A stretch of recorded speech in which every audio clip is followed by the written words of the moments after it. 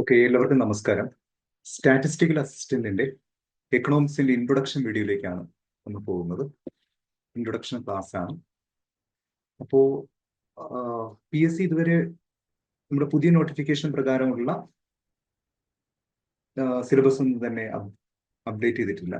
പഴയ സിലബസ് ആണ് നമുക്കിപ്പോൾ നമ്മുടെ മുന്നിലുള്ളത്. അപ്പോൾ അപ്പോൾ ആ ഒരു സിലബസ് അനുസരിച്ചിട്ട് നമുക്ക് എക്കണോമിക്സിൽ പ്രധാനമായിട്ടും 5 മൊഡ്യൂളാണുള്ളത്. അതിൽ ഫസ്റ്റ് മൊഡ്യൂൾ മൈക്രോ എക്കണോമിക്സ് ആണ്. Okay, second module macro economics ആണ്. ദെൻ തേർഡ് മൊഡ്യൂൾ എക്കണോമെട്രിക്സിനെ കുറിച്ചിട്ടാണ്, ക്വാണ്ടിറ്റേറ്റീവ് എക്കണോമിക്സിനെ കുറിച്ചിട്ടാണ് അവിടെ ഡിസ്കസ് ചെയ്യുക. ദെൻ ഫോർത്ത് മൊഡ്യൂളിൽ പബ്ലിക് ഫിനാൻസും ഡെവലപ്മെന്റ് എക്കണോമിക്സും. ദെൻ ഫിഫ്ത്ത് മൊഡ്യൂളിൽ കേരള എക്കോണമിയും ഇന്ത്യൻ എക്കോണമി. അങ്ങനെ 5 മൊഡ്യൂളായിട്ടാണ് നമ്മുടെ എക്കണോമിക്സിന്റെ സിലബസ് അവർ ക്രമപ്പെടുത്തിയിരിക്കുന്നത്. ഓരോ മൊഡ്യൂളിലും 4 മാർക്ക് വീതം വെച്ചിട്ട് ആകെ 20 മാർക്സിന്റെ സിലബസ് ആണ് നമുക്ക് പഴയ സിലബസ് പ്രകാരം പഠിച്ചു തീർക്കേണ്ടതായിട്ടുള്ളത്. അപ്പോൾ സിലബസ് കുറച്ച് വാസ്റ്റാണ്, കുറച്ച് നല്ല വാസ്റ്റാണ്, സിലബസ് വാസ്റ്റാണ്. അപ്പൊ നമുക്കത് പഠിച്ചു തീർക്കേണ്ടത് തികച്ചും ഒരു ഒബ്ജക്റ്റീവ് ക്വസ്റ്റ്യൻസ് ഉള്ള ഒരു എക്സാം ആണിത്. ഒബ്ജക്റ്റീവ് ക്വസ്റ്റ്യൻസ് മാത്രം ചോദിക്കുന്ന ഒരു എക്സാം ആണ്. അപ്പൊ ആ ഒരു പോയിന്റ് ഓഫ് വ്യൂ നിന്നിട്ട് വേണം നമുക്ക് ഈ ഒരു എക്സാമിനെ നമ്മൾ നേരിടേണ്ടത്. ഓക്കെ, അപ്പോ നമ്മളൊരു PG നിലവാരത്തിൽ പഠിക്കുമെങ്കിലും പക്ഷേ അത്ര കണ്ടന്റ് നമ്മൾ ഇതിൽ ഉൾപ്പെടുത്തില്ല. കാരണം ഒരു എന്താ പറയുക, ഒരു ഒബ്ജക്റ്റീവ് ക്വസ്റ്റ്യൻസിനെ നമുക്ക് എങ്ങനെ ഫേസ് ചെയ്യാൻ പറ്റും ആ രീതിക്കുള്ള ക്ലാസ് ആയിരിക്കും നമ്മൾ തന്നു പോവുക. മനസ്സിലായോ? അപ്പോ കുറച്ച് ഡീപ്പായിട്ട് പഠിക്കേണ്ട കാര്യങ്ങൾ ഡീപ്പായിട്ട് പഠിക്കേണ്ടതുണ്ട്. കോൺസെപ്റ്റ് ഓറിയന്റഡ് ആയിട്ട് അങ്ങനെ പഠിക്കേണ്ടതായിട്ടുണ്ട്. മനസ്സിലായോ? അപ്പോ എക്കണോമിക്സിന് പഴയ സിലബസ് പ്രകാരം 20 മാർക്സിൽ നമുക്ക് മാക്സിമം ക്വസ്റ്റ്യൻസ് ഒക്കെ വർക്ക്ഔട്ട് ചെയ്ത് ഓരോ ക്ലാസ് കഴിയുമ്പോഴും അതിന്റെ ക്വസ്റ്റ്യൻസ് ഉൾപ്പെടെ ഞാൻ നിങ്ങൾക്ക് തരാം. അപ്പോൾ അതിന്റെ എക്സാംസ്, ദെൻ തുടർന്ന് വരുന്ന ഈ എക്സാം കഴിഞ്ഞതിന് ശേഷം ആ ക്വസ്റ്റ്യന്റെ തന്നെ ആൻസേഴ്സ് ഡിസ്കഷൻ. അങ്ങനെ നമുക്ക് എന്ത് ചെയ്യാം, ഈ ഒരു എക്കണോമിക്സ് എന്ന് പറയുന്ന ഒരു സ്റ്റാറ്റിസ്റ്റിക്കൽ അസിസ്റ്റന്റിന്റെ ഒരു ഭാഗം നമുക്ക് കംപ്ലീറ്റ് ചെയ്യാനായിട്ട് പറ്റും. ഓക്കെ, അപ്പോ ഞാൻ നേരത്തെ സൂചിപ്പിച്ചതുപോലെ ഇൻട്രൊഡക്ഷൻ ക്ലാസ്സിലേക്കാണ് നമ്മൾ പോവുക. അപ്പോ നമുക്ക് ഈ നോട്ടിഫിക്കേഷൻ പ്രകാരം കൊമേഴ്സ് പഠിച്ചവർക്ക് അപ്ലൈ ചെയ്യാം. Then economics, stat, maths clear.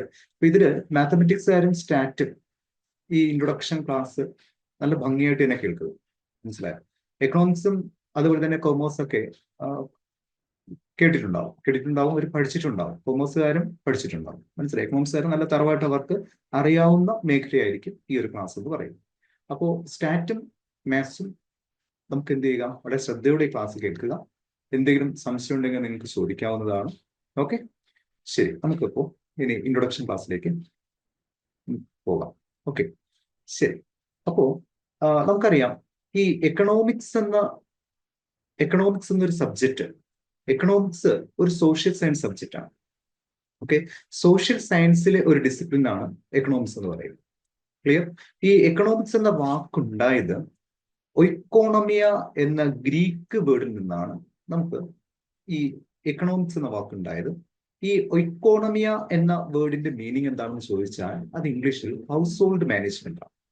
Okay, ഗൃഹഭരണം എന്ന അർത്ഥം വരുന്ന ഒയ്ക്കോണമിയ എന്ന ഗ്രീക്ക് വേർഡിൽ നിന്നാണ് എക്കണോമിക്സ് എന്ന വാക്ക് ഉണ്ടായത്.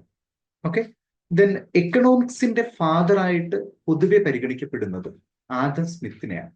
ഓക്കെ, ദെൻ എന്തുകൊണ്ടാണ് എക്കണോമിക്സിന്റെ ഫാദറായിട്ട് ആദം സ്മിത്തിനെ പരിഗണിച്ചു എന്ന് ചോദിച്ചു കഴിഞ്ഞാൽ, അദ്ദേഹം 1776 an inquiry into the nature and the causes of wealth of nations എന്ന് പറയുന്ന ഒരു ബുക്ക് പബ്ലിഷ് ചെയ്തു. ആ ബുക്കിൽ എന്താണ് എക്കണോമിക്സ്, എക്കണോമിക്സിന്റെ പ്രാധാന്യം എന്താണ്, ഒരു എക്കോണമിയിൽ എക്കണോമിക്സ് കൊണ്ടുള്ള നേട്ടങ്ങൾ എന്തൊക്കെയാണ്, എക്കണോമിക്സിലൂടെ ഒരു എക്കോണമിയിൽ എന്തൊക്കെ കാര്യങ്ങൾ ചെയ്യാൻ പറ്റും ഈ വക കാര്യങ്ങളൊക്കെ വളരെ സിമ്പിളായി സാധാരണക്കാരന് മനസ്സിലാവുന്ന രീതിയിൽ നമ്മുടെ ആദം സ്മിത്ത് പ്രസന്റ് ചെയ്തു.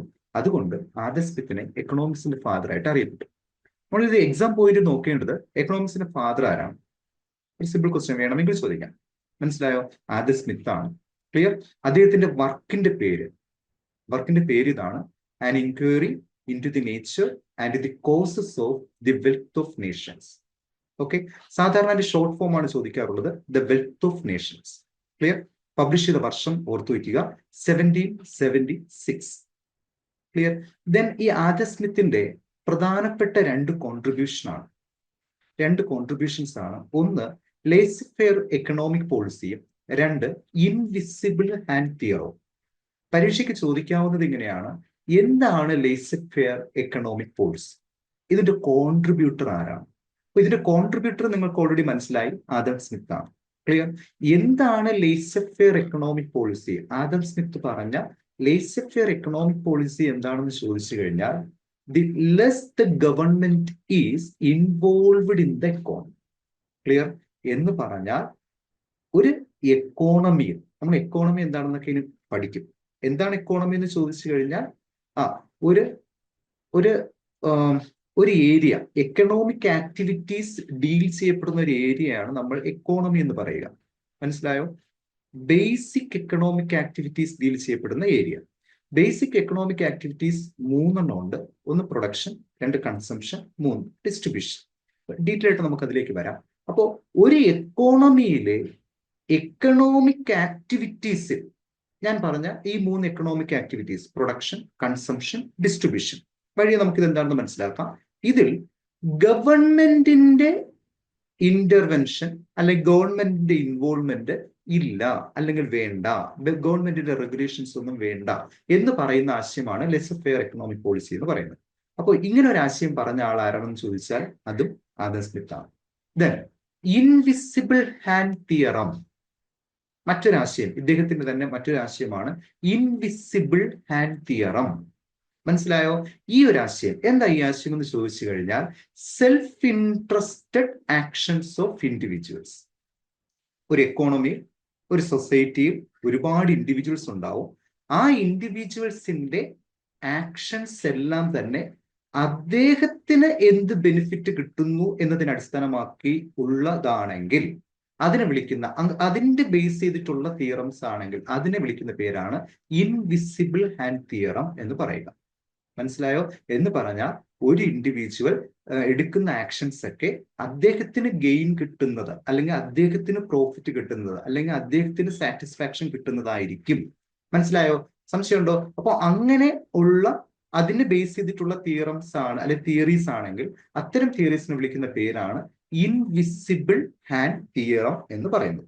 അപ്പോൾ ലേസർ ഫെയർ എക്കണോമിക് പോളിസിയുടെയും ഇൻവിസിബിൾ ഹാൻഡ് തിയറിയുടെയും ഉപജ്ഞാതാവ് അല്ലെങ്കിൽ അതിന്റെ കോൺട്രിബ്യൂട്ടർ ആരെന്ന് ചോദിച്ചാൽ ആദം സ്മിത്ത് ആണ്.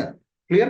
അതിൽ ലേസർ ഫെയർ എക്കണോമിക് പോളിസി എന്താണെന്ന് ചോദിച്ചാൽ, ഗവൺമെന്റിന്റെ ഇന്റർവെൻഷൻ എക്കണോമിക് ആക്ടിവിറ്റീസ്, ഒരു എക്കോണമിയിലെ എക്കണോമിക് ആക്ടിവിറ്റീസിൽ വേണ്ട, അല്ലെങ്കിൽ അതിന്റെ അളവ് കുറച്ചു മതി, ഗവൺമെന്റ് ഇടപെടുന്നത് കുറച്ചു മതി എന്ന് പറയുന്ന ആശയമാണ് laser fair. Then invisible hand theorem എന്താണെന്ന് ചോദിച്ചു കഴിഞ്ഞാൽ, self interested actions of individuals. Clear? ഒരു ഇൻഡിവിജ്വൽ എടുക്കുന്ന ആക്ഷൻസ് ഒക്കെ എന്തിനെ ബേസ് ചെയ്തിരിക്കും? സെൽഫ് ഇൻട്രസ്റ്റ്, ആ വ്യക്തിയുടെ ഇൻട്രസ്റ്റ് അനുസരിച്ചിരിക്കും. മനസ്സിലായോ? അപ്പോൾ അങ്ങനെ ഒരു ആശയം പറഞ്ഞ ആള് ആരെന്ന് ചോദിച്ചാൽ അതും ആദം സ്മിത്ത് ആണ്. ക്ലിയർ ആണെന്ന് വിചാരിക്കുന്നു. ഇപ്പൊ എക്കണോമിക്സ് എന്ന വാക്കുണ്ടായത് ഇക്കോണമിയാണ്. എക്കണോമിക്സിന്റെ ഫാദർ ആദം സ്മിത്ത് ആണ്. അദ്ദേഹത്തിന്റെ വർക്കിന്റെ പേര് ദ വെൽത്ത് ഓഫ് നേഷൻസ് എന്നാണ്. പബ്ലിഷ് ചെയ്ത വർഷം 1776 ആണ്. അദ്ദേഹം കോൺട്രിബ്യൂട്ട് ചെയ്ത പ്രധാനപ്പെട്ട 2 ആശയങ്ങളാണ്, ഒന്ന് ലേസർ ഫെയർ എക്കണോമിക് പോളിസിയും, 2 ഇൻവിസിബിൾ ഹാൻഡ് തിയറും. ലേസർ ഫെയർ എക്കണോമിക് പോളിസി എന്താണെന്ന് ചോദിച്ചു കഴിഞ്ഞാൽ അതൊരു എക്കണോമിക് പോളിസിയാണ്, അവിടെ ഗവൺമെന്റിന്റെ ഇൻവോൾവ്മെന്റ് കുറച്ചു മതി എന്ന് പറയുന്നതാണ്. ദെൻ ഇൻവിസിബിൾ ഹാൻഡ് തിയറം എന്താണെന്ന് ചോദിച്ചു കഴിഞ്ഞാൽ, ഇൻവിസിബിൾ ഹാൻഡ് തിയറം അതായത് എന്താണ്? ഇൻഡിവിജ്വൽസിന്റെ ആക്ഷൻസ് ഒക്കെ എന്താണ്? സെൽഫ് ഇൻട്രസ്റ്റിന്റെ ബേസിലായിരിക്കും, അദ്ദേഹത്തിന്റെ തന്നെ സെൽഫ് ഇൻട്രസ്റ്റിന്റെ ബേസിലായിരിക്കും എന്തോന്ന് അദ്ദേഹത്തിന്റെ പ്രവൃത്തികൾ. അങ്ങനെയുള്ള അതിന്റെ ബേസിലുള്ള തിയറംസ് ആണെങ്കിൽ അതിന് ഇൻവിസിബിൾ ഹാൻഡ് തിയറം എന്ന് പറയും. മനസ്സിലായോ? ദെൻ ഇനി ഇന്ത്യൻ കോണ്ടസ്റ്റിലേക്ക് വരുമ്പോൾ ഇന്ത്യൻ എക്കണോമിക്സിന്റെ ഫാദർ എന്നറിയപ്പെടുന്നത് ദാദാഭായ് നവറോജിയാണ്. നമുക്ക് എല്ലാവർക്കും അറിയാം. അദ്ദേഹത്തിന്റെ പ്രധാനപ്പെട്ട 2 വർക്കുകളാണ്. ഒന്ന്, poverty and unBritish rule in India. ഒരുപാട് വട്ടം പരീക്ഷയ്ക്ക് ചോദിച്ച ഒരു ബുക്കാണ്. പബ്ലിഷ് ചെയ്തത് 1901. ക്ലിയർ. രണ്ടാമത്തെ വളരെ പ്രോംപ്റ്റ് ആയിട്ടുള്ള രണ്ടാമത്തെ വർക്കാണ് poverty of India, published in 1876. മറക്കണ്ട, poverty and unBritish rule in India 1901.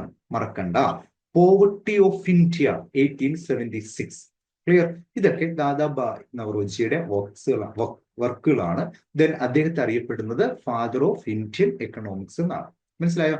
അദ്ദേഹം നമുക്ക് എല്ലാവരും കൊച്ചു ക്ലാസ് തൊട്ട് നമ്മൾ പഠിച്ച അദ്ദേഹത്തിന്റെ പ്രധാനപ്പെട്ട ഒരു കോൺട്രിബ്യൂഷൻ ആണ് ഡ്രെയിൻ ഓഫ് വെൽത്ത് ഹൈപ്പോത്തിസിസ്, അല്ലെ? ഡ്രെയിൻ തിയറി ഓഫ് വെൽത്ത് എന്നൊക്കെ പറഞ്ഞ് നമ്മൾ ഒരുപാട് വട്ടം പഠിച്ചിട്ടുണ്ട്, അല്ലെ? അതായത് എന്താ അത്? ഇന്ത്യയുടെ വെൽത്ത് ഡ്രെയിൻ ചെയ്യപ്പെടുന്നു, ശരി, ചോരുന്നു, ബ്രിട്ടനിലേക്ക് ചോർന്നു പോകുന്നു. മനസ്സിലായോ? സംശയമുണ്ടോ? British was draining India of all it's wealth or resources എന്ന് പറയുന്നതാണ് ഡ്രെയിൻ ഓഫ് വെൽത്ത് ഹൈപ്പോത്തിസിസ് എന്ന് പറയുക. ഈ ഡ്രെയിൻ ഓഫ് വെൽത്ത് ഹൈപ്പോത്തിസിസ് അദ്ദേഹം പറഞ്ഞത് ഈ ബുക്കിലൂടെയാണ്. ഏത് ബുക്കിലൂടെ? Poverty and unBritish rule in India എന്ന വർക്കിലൂടെയാണ് അദ്ദേഹം ഈ ഒരു ആശയം പറയുന്നത്. ഇന്ത്യയുടെ വെൽത്ത് മുഴുവൻ ബ്രിട്ടനിലേക്ക് എന്ത് ചെയ്യപ്പെടുന്നു? ഡ്രെയിൻ ചെയ്യപ്പെടുന്നു. മനസ്സിലായോ? അപ്പൊ ഇതിന്റെ ഈ ആശയത്തിന്റെ ഉപജ്ഞാതാവ് ദാദാഭായ് നവറോജിയാണ്. പിന്നെ മാക്രോ എക്കണോമിക്സിൽ പഠിക്കുന്ന 2 ആശയങ്ങൾ, ഒന്ന് national income, 2 per capita income. ഇന്ത്യയുടെ നാഷണൽ ഇൻകവും പെർ ക്യാപിറ്റ ഇൻകവും ആദ്യമായി എസ്റ്റിമേറ്റ് ചെയ്തത് ആരെന്ന് ചോദിച്ചാൽ അതും ആരാണ്? ദാദാഭായ് നവറോജിയാണ്. മനസ്സിലായോ? ദെൻ പോവർട്ടി ലൈൻ, ഞാൻ അതിൽ ഈ PPT ചേർത്തിട്ടില്ല, നിങ്ങൾ ഒന്ന് എഴുതി വെക്കുക. പോവർട്ടി ലൈൻ എന്ന ആശയം ആദ്യമായിട്ട് പ്രസന്റ് ചെയ്ത ആള് ആരെന്ന് ചോദിച്ചാൽ അതും ദാദാഭായ് നവറോജിയാണ്. ക്ലിയർ ആണോ? അപ്പൊ ദാദാഭായ് നവറോജിയെ കുറിച്ച് എന്തൊക്കെ മനസ്സിലാക്കി?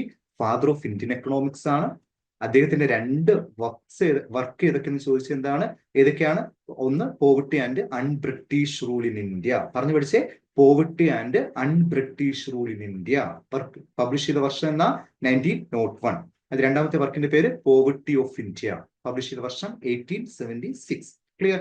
ദെൻ അദ്ദേഹം പറഞ്ഞ ഏറ്റവും പ്രധാനപ്പെട്ട ഒരു ആശയമാണ് ഇന്ത്യയുടെ വെൽത്ത് മുഴുവൻ ബ്രിട്ടനിലേക്ക് ഒഴുകുന്നു അല്ലെങ്കിൽ ചോരുന്നു. മനസ്സിലായോ?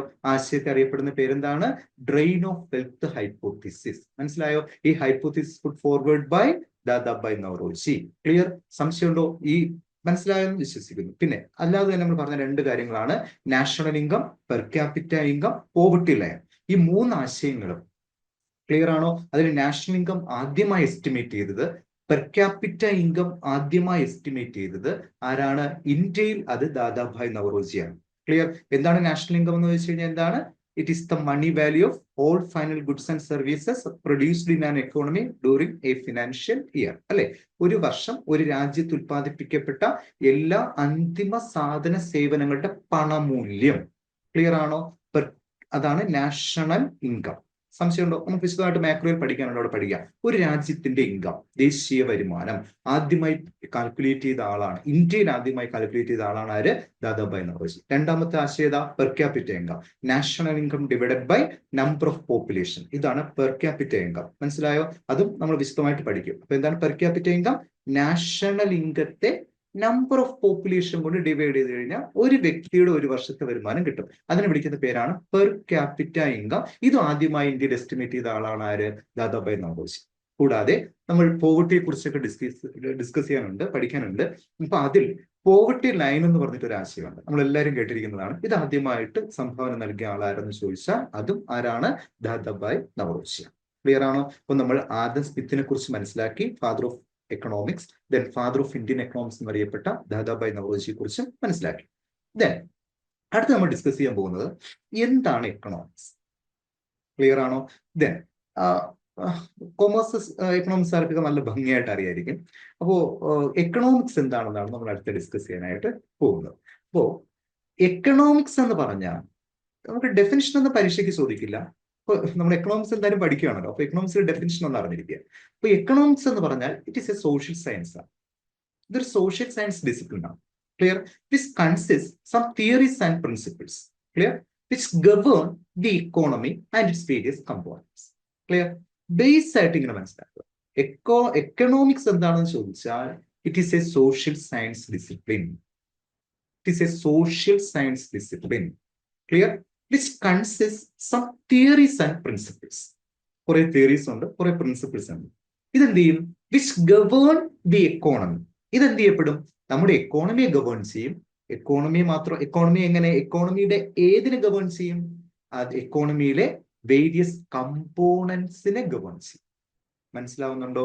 അപ്പോ എക്കോണമിയെയും എക്കോണമിയുടെ വേരിയസ് കമ്പോണൻസിനെയും ഗവേൺ ചെയ്യുന്ന കുറെ പ്രിൻസിപ്പിൾസും കുറെ തിയറീസും ഒക്കെ ഉള്ള ഒരു സോഷ്യൽ സയൻസ് ഡിസിപ്ലിനാണ് എക്കണോമിക്സ് എന്ന് പറയുന്നത്. മനസ്സിലായോ? അപ്പൊ നിങ്ങളുടെ മനസ്സിൽ പെട്ടെന്ന് ഓർമ്മ വരും, അല്ലെങ്കിൽ നിങ്ങളുടെ മനസ്സിൽ സംശയം വരും, സാർ അപ്പൊ എന്താ എക്കോണമി? എക്കോണമി എന്താണെന്ന് ചോദിച്ചാൽ ആൻ എക്കോണമി, ഞാൻ നേരത്തെ നിങ്ങളോട് ഷെയർ ചെയ്തു, an economy is an area of production, distribution and trade as well as consumption of goods and services. Clear ആണോ? ഇപ്പൊ എന്താ എക്കോണമി എന്ന് ചോദിച്ചു കഴിഞ്ഞാൽ ഒരു ഏരിയ.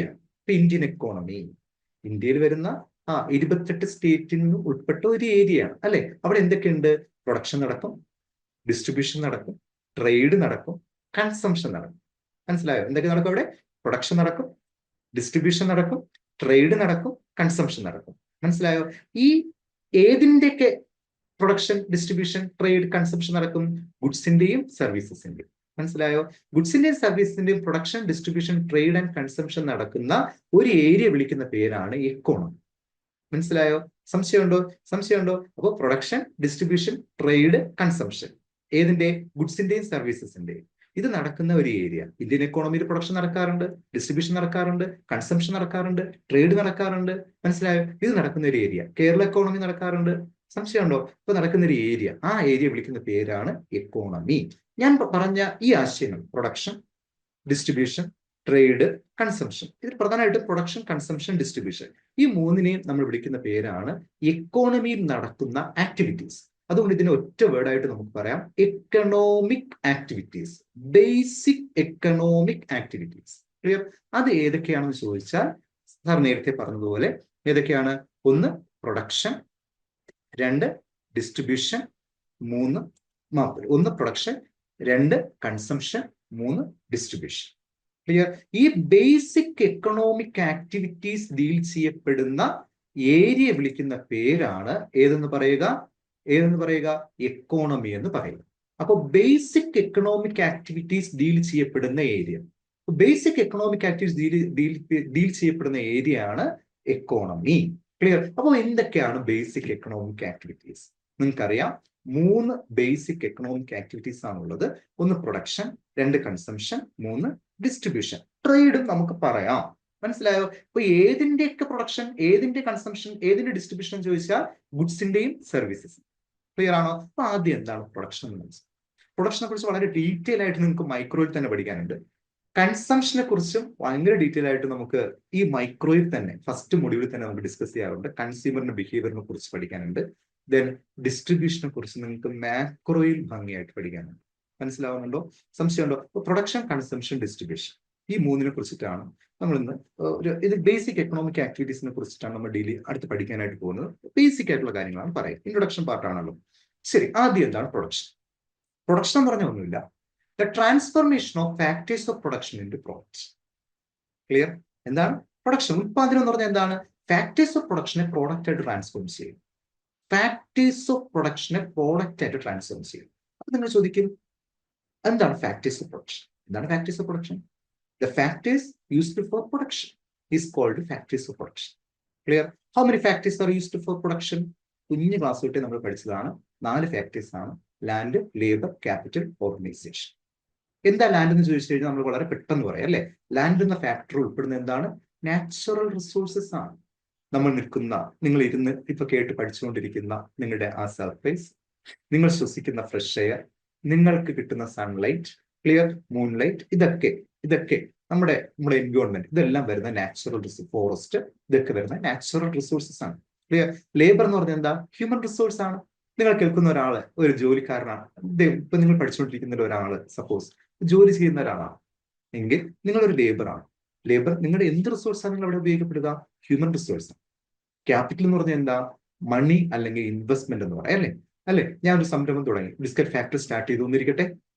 അപ്പൊ ഞാൻ അവിടെ കുറേ വർക്കിംഗ് ക്യാപിറ്റൽ മേടിച്ചിട്ടു. മീൻസ് ബിസ്ക്കറ്റ് ഉത്പാദിപ്പിക്കാൻ വേണ്ടുന്ന സാധനങ്ങൾ എന്തൊക്കെ, വീറ്റ്, ഷുഗർ, മിൽക്ക് ഒക്കെ മേടിച്ചു, ആ working capital. Then fixed asset ആയിട്ട് അല്ലെങ്കിൽ ഫിക്സഡ് ക്യാപിറ്റൽ ആയിട്ട് മെഷീൻ മേടിച്ചിട്ടു. അപ്പൊ ഇതൊക്കെ ഇൻവെസ്റ്റ്മെന്റ് ആണെന്ന് പറയേണ്ടി വരും. പണം കൊടുത്താലേ കിട്ടുള്ളൂ. അപ്പോൾ ക്യാപിറ്റൽ ഇൻവെസ്റ്റ്മെന്റ് ആണ് അല്ലെങ്കിൽ മണിയാണ്. ക്ലിയർ ആണോ? ദെൻ ഓർഗനൈസേഷൻ, ഇതൊക്കെ സംഘടിപ്പിച്ചത് ആരാ? ഇപ്പൊ ലാൻഡ് സംഘടിപ്പിച്ചു, ഞാൻ ഒരു ലാൻഡ് ഏരിയ ഒക്കെ സംഘടിപ്പിച്ചു, ഒരു സർഫേസ് സംഘടിപ്പിച്ചു, അവിടെ ലേബറിന് അപ്പോയിന്റ് ചെയ്തു, ക്യാപിറ്റൽ, വർക്കിംഗ് ക്യാപിറ്റലും ഫിക്സഡ് ക്യാപിറ്റലും മേടിച്ചിട്ടു. ദെൻ ഇതൊക്കെ ഓർഗനൈസ് ചെയ്ത ആളാരാ? ഇപ്പൊ ഈ ഒരു സംരംഭത്തിൽ സപ്പോസ് ഞാനാണെങ്കിൽ, അപ്പൊ ഞാനൊരു ഓർഗനൈസറാണ്. എന്റെ ഫംഗ്ഷൻ എന്താ? ഓർഗനൈസേഷൻ ആണ്. ശരിയല്ലേ? അപ്പൊ functions of an organise is called organization. Clear ആണോ? സംശയമുണ്ടോ? ഇങ്ങനെ 4 ഫാക്ടേഴ്സ് ആണുള്ളത്. എന്തിനു വേണ്ടി? പ്രൊഡക്ഷന് വേണ്ടി. അതുകൊണ്ട് ഇതിന് എന്തെന്നറിയപ്പെടും? ഫാക്ടേഴ്സ് ഓഫ് പ്രൊഡക്ഷൻ എന്നറിയപ്പെടും. സംശയമുണ്ടോ? ഈ ഫാക്ടേഴ്സ് ഓഫ് പ്രൊഡക്ഷനെ പ്രോഡക്റ്റ് ആയിട്ട് ട്രാൻസ്ഫോം ചെയ്യുന്ന പ്രോസസ് ആണ് factors of production. Production. Clear ആണോ? നിങ്ങൾ ശ്രദ്ധിക്കുന്നുണ്ടോ? ക്ലിയർ ആണോ? അപ്പൊ എന്താണ്? The transformation of factors of production into product is called production. മനസ്സിലായോ? എന്താണ് ഫാക്ടേഴ്സ് ഓഫ് പ്രൊഡക്ഷൻ എന്ന് പറഞ്ഞു കഴിഞ്ഞാൽ? The factors used for production. How many factors? 4. Land, labour, capital and organisation. Land means natural resource, labour human resource, capital investment, organisation the functions of an organisation. Clear ആണോ? സംശയമുണ്ടോ? ഇനി സാധാരണ നിങ്ങൾക്ക് ചോദിക്കാൻ സാധ്യതയില്ല, സാധാരണ PSC എക്സാമിന് കണ്ടുവരുന്ന ഒരു ക്വസ്റ്റൻ ആണ്, 5ാമത്തെ ഉത്പാദന ഘടകം അല്ലെങ്കിൽ 5ാമത്തെ ഫാക്ടേഴ്സ് ഓഫ് പ്രൊഡക്ഷൻ എന്നറിയപ്പെടുന്നത് എന്താണ്? ബാങ്കുകൾ അല്ലെങ്കിൽ മണി. ഇതിനെയൊക്കെയാണ് നമ്മൾ 5ാമത്തെ ഫാക്ടേഴ്സ് ഓഫ് പ്രൊഡക്ഷൻ ആയിട്ട് പറയുന്നത്. ഇനി 2ാമത്തെ ബേസിക് എക്കണോമിക് ആക്ടിവിറ്റിയാണ് കൺസംഷൻ. അല്ലെ? നമ്മളൊക്കെ കൺസ്യൂമേഴ്സ് ആണ് അല്ലെ? കൺസ്യൂമേഴ്സ് ചെയ്യുന്ന ആക്ടിവിറ്റി, പ്രൊഡക്ഷൻ നടത്തുന്ന ആരാ? പ്രൊഡ്യൂസറാണ്. പ്രൊഡ്യൂസറുടെ ആക്ടിവിറ്റിയാണ് പ്രൊഡക്ഷൻ. പ്രൊഡ്യൂസറുടെ എയിം എന്താ? മാക്സിമം പ്രോഫിറ്റ് ആണ്. ആണല്ലോ. പിന്നെ എന്താ 2ാമത്തെ ഒരു എയിം പറയാമെങ്കിൽ, ഒരു പ്രൊഡ്യൂസർ ആണല്ലോ പ്രൊഡക്ഷൻ നടത്തുക. പ്രൊഡ്യൂസറുടെ ഏറ്റവും പ്രധാനപ്പെട്ട എയിം എന്ന് പറയുമ്പോൾ പ്രോഫിറ്റ് മേക്കിംഗ് ആണ് അല്ലെ? 2ാമത്തെ നമുക്ക് എന്ത് പറയാൻ പറ്റും? Produce maximum using least cost combination of input used. അല്ലെ? മാക്സിമം പ്രൊഡ്യൂസ് ചെയ്യണം. എങ്ങനെ? ലീസ്റ്റ് കോസ്റ്റിൽ ഇൻപുട്ട് യൂസ് ചെയ്തിട്ട്. ഇതാണ് പ്രൊഡ്യൂസറുടെ പ്രധാനപ്പെട്ട എയിം എന്ന് പറയുന്നത്. അതുപോലെ കൺസംഷൻ നടത്തുന്ന ആളാണ് കൺസ്യൂമർ. ക്ലിയർ ആണോ? നമ്മളൊക്കെ കൺസ്യൂമേഴ്സ് ആണ് അല്ലെ? അപ്പൊ ആരാ consumer? The person who consume the goods and services. Clear ആണോ? സംശയമുണ്ടോ? എന്താണ്? ആരാണ് consumer? The person who consume the goods and services. മനസ്സിലായോ? സംശയമുണ്ടോ? അപ്പോൾ കൺസ്യൂമർ അവിടെ എന്ത് ചെയ്യും? കൺസ്യൂം ചെയ്യും. അതിനെ വിളിക്കുന്ന പേര് കൺസംഷൻ ആണ്. അപ്പൊ എന്താ consumption? The use of goods and services by consumers. Clear ആണോ? അപ്പൊ ഒരു കൺസ്യൂമർ സാധനം മേടിച്ചാൽ അവിടെ ബൈയിങ് ആവുന്നു. അപ്പൊ അത് ഉപയോഗിച്ച് കഴിഞ്ഞാൽ അതിനെ കൺസംഷൻ ചെയ്തു എന്ന് പറയും, അല്ലെങ്കിൽ കൺസ്യൂം ചെയ്തു എന്ന് പറയും. മനസ്സിലായോ? എന്തിനു വേണ്ടിയിട്ട് അയാൾ കൺസ്യൂം ചെയ്യുക എന്ന് ചോദിച്ചാൽ അദ്ദേഹത്തിന് സാറ്റിസ്ഫാക്ഷൻ മാക്സിമൈസ് ചെയ്യുകയാണ്. മനസ്സിലായോ? ഞാനൊരു ആപ്പിൾ മേടിച്ച് കഴിച്ചു, വിശന്നിരുന്നു. അപ്പൊ എനിക്ക് എന്ത് കിട്ടും?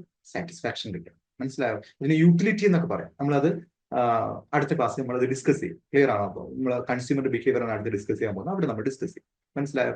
സംശയമുണ്ടോ?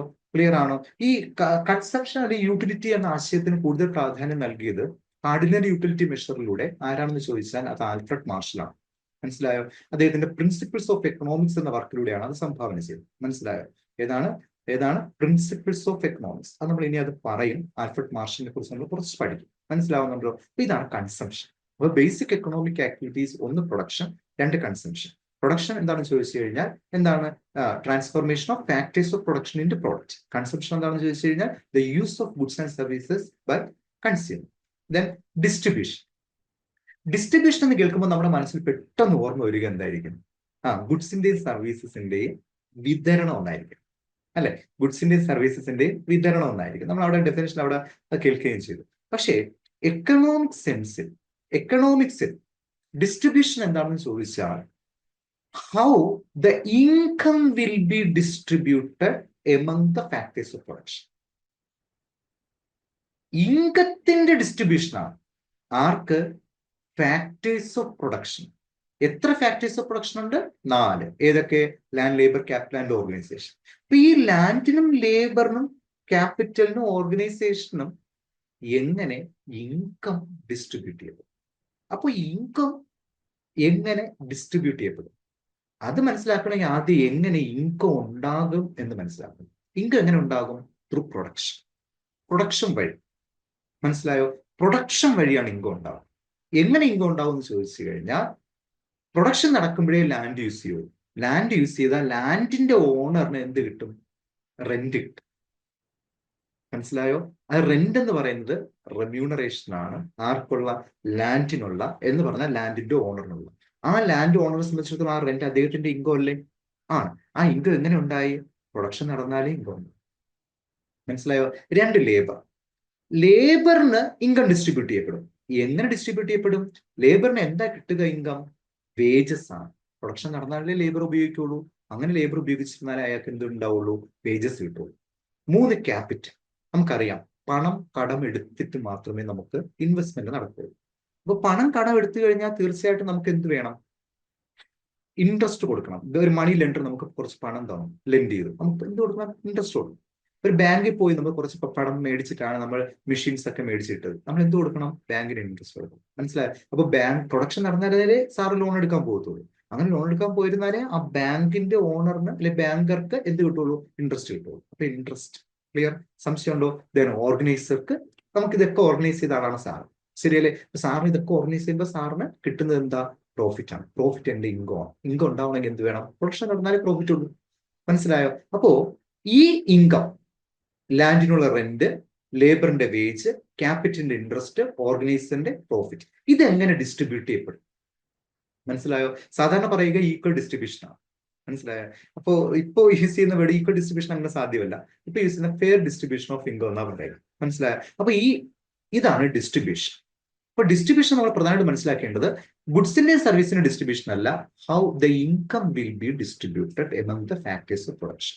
ക്ലിയർ ആണോ? ഇതാണ് ബേസിക് എക്കണോമിക് ആക്ടിവിറ്റീസ് എന്ന് പറയുന്നത്. ഈ ബേസിക് എക്കണോമിക് ആക്ടിവിറ്റീസ് എവിടെ നടക്കും? ഒരു എക്കോണമിയിൽ നടക്കും. മനസ്സിലായോ? അങ്ങനെ ഒരു ഏരിയയിൽ നടക്കുന്ന ഈ ബേസിക് എക്കണോമിക് ആക്ടിവിറ്റീസ് നടന്നാൽ അതിന് വിളിക്കുന്ന പേരാണ് എക്കോണമി. ലോകത്ത് പ്രധാനമായും 3 തരത്തിലുള്ള എക്കണോമിക് സിസ്റ്റംസ് ഉണ്ട്. ഒന്ന് capitalism, 2 socialism, 3 mixed economic system. മനസ്സിലായോ? എന്താണ് ക്യാപിറ്റലിസം എന്ന് ചോദിച്ചാൽ പ്രൊഡക്ഷനും ഡിസ്ട്രിബ്യൂഷനും. അവിടെ കൺസംഷൻ, ബേസിക് എക്കണോമിക് ആക്ടിവിറ്റീസ് ആയ കൺസംഷൻ അങ്ങ് വിട്ടു. കൺസംഷൻ വിടാൻ കാരണം ഈ consumption fully depends on consumers. നമ്മളൊക്കെ കൺസ്യൂമേഴ്സ് ആണ് അല്ലെ? നമ്മളൊക്കെ എന്താ കൺസ്യൂം ചെയ്യുന്നത് നമുക്ക് പറയാൻ പറ്റത്തില്ല. ഞാൻ കൺസ്യൂം ചെയ്യുന്നവരായിരിക്കില്ല എന്നെ ക്ലാസ് കേൾക്കുന്ന നിങ്ങൾ ഓരോരുത്തരും കൺസ്യൂം ചെയ്യുന്നത്. ശരിയല്ലേ? എനിക്ക് ഒരുപക്ഷെ എനിക്ക് നല്ല ബുക്സുകളായിരിക്കും ഇഷ്ടം, ഞാൻ ബുക്സ് മേടിക്കാം. പക്ഷെ അതുപോലെ ആയിരിക്കണമെന്നില്ല ഇപ്പൊ എന്നെ ക്ലാസ് കേൾക്കുന്ന ഒരാൾക്ക് ചോക്ലേറ്റ് ആയിരിക്കും ഇഷ്ടം. മനസ്സിലായോ? അപ്പോ അത് ഫുള്ളി റാഷണൽ ആണ്. അപ്പൊ അത് കൺസ്യൂം, അപ്പൊ അത് നമുക്ക് അങ്ങ് വിടാം. പക്ഷെ ഒരു എക്കോണമിയിൽ പ്രൊഡക്ഷൻ ഡിസ്ട്രിബ്യൂഷൻ നടക്കും. ആ പ്രൊഡക്ഷൻ ഡിസ്ട്രിബ്യൂഷനും നമുക്ക് മെഷർ ചെയ്യാനും പറ്റും. അപ്പൊ അതുകൊണ്ട് തന്നെ ഈ പ്രൊഡക്ഷനും ഡിസ്ട്രിബ്യൂഷനും ഓൺ ചെയ്യുന്നത് പ്രൈവറ്റ് ഇൻഡിവിജ്വൽസ് ആണെങ്കിൽ അതിന് വിളിക്കുന്ന പേരാണ് ക്യാപിറ്റലിസം. മനസ്സിലായോ? എന്നാൽ സോഷ്യലിസം എന്ന് പറഞ്ഞാൽ production and distribution are owned by government ആയിരിക്കും. ക്ലിയർ ആണോ? മിക്സഡ് എക്കണോമിക് സിസ്റ്റം എന്ന് പറഞ്ഞു കഴിഞ്ഞാൽ അവിടെ ക്യാപിറ്റലിസവും ഉണ്ടാവും, സോഷ്യലിസവും ഉണ്ടാവും. മനസ്സിലായോ? അതായത് ക്യാപിറ്റലിസ്റ്റും പ്രൊഡക്ഷൻ നടത്തും, സോഷ്യലിസ്റ്റ് അതായത് ഗവൺമെന്റും പ്രൊഡക്ഷൻ നടത്തും, ഡിസ്ട്രിബ്യൂഷൻ നടത്തും. രണ്ടുപേരും ഉണ്ടെങ്കിൽ അത് മിക്സഡ് എക്കണോമിക് സിസ്റ്റം. ക്ലിയർ ആണോ? സംശയമുണ്ടോ? ക്ലിയർ ആണെന്ന് വിചാരിക്കുന്നു. അപ്പോ എന്താണ് എക്കണോമിക്സ് എന്ന് മനസ്സിലായി. It is a social science subject ആണ്. It consist some theories and principles ആണ് which govern the economy and its various components. അവിടെ നമ്മൾ എന്താണ് എക്കോണമി എന്ന് മനസ്സിലാക്കി. എന്താണ് economy? Various economic activities deal ചെയ്യപ്പെടുന്ന സ്ഥലം. എക്കണോമിക് ആക്ടിവിറ്റീസ് ഏതൊക്കെയാണ്? Production, consumption, distribution. പ്രൊഡക്ഷൻ എന്താണെന്ന് മനസ്സിലാക്കി, കൺസംഷൻ മനസ്സിലാക്കി, ഡിസ്ട്രിബ്യൂഷൻ എന്താണെന്ന് മനസ്സിലാക്കി. അപ്പോൾ ഇതൊക്കെ നടക്കുന്ന ഒരു ഏരിയയാണ് നമ്മൾ എക്കോണമി എന്ന് പറയുന്നത്. ലോകത്ത് എക്കോണമി പ്രധാനമായും 3 തരത്തിലുള്ള എക്കണോമിക് സിസ്റ്റംസ് ആണുള്ളത്. ഒന്ന് capitalism, 2 socialism, 3 mixed economic system. Capitalism എന്ന് പറഞ്ഞാൽ എന്താ? Production and distribution are owned by capitalist or private individuals or called എന്താ? ക്യാപിറ്റലിസം.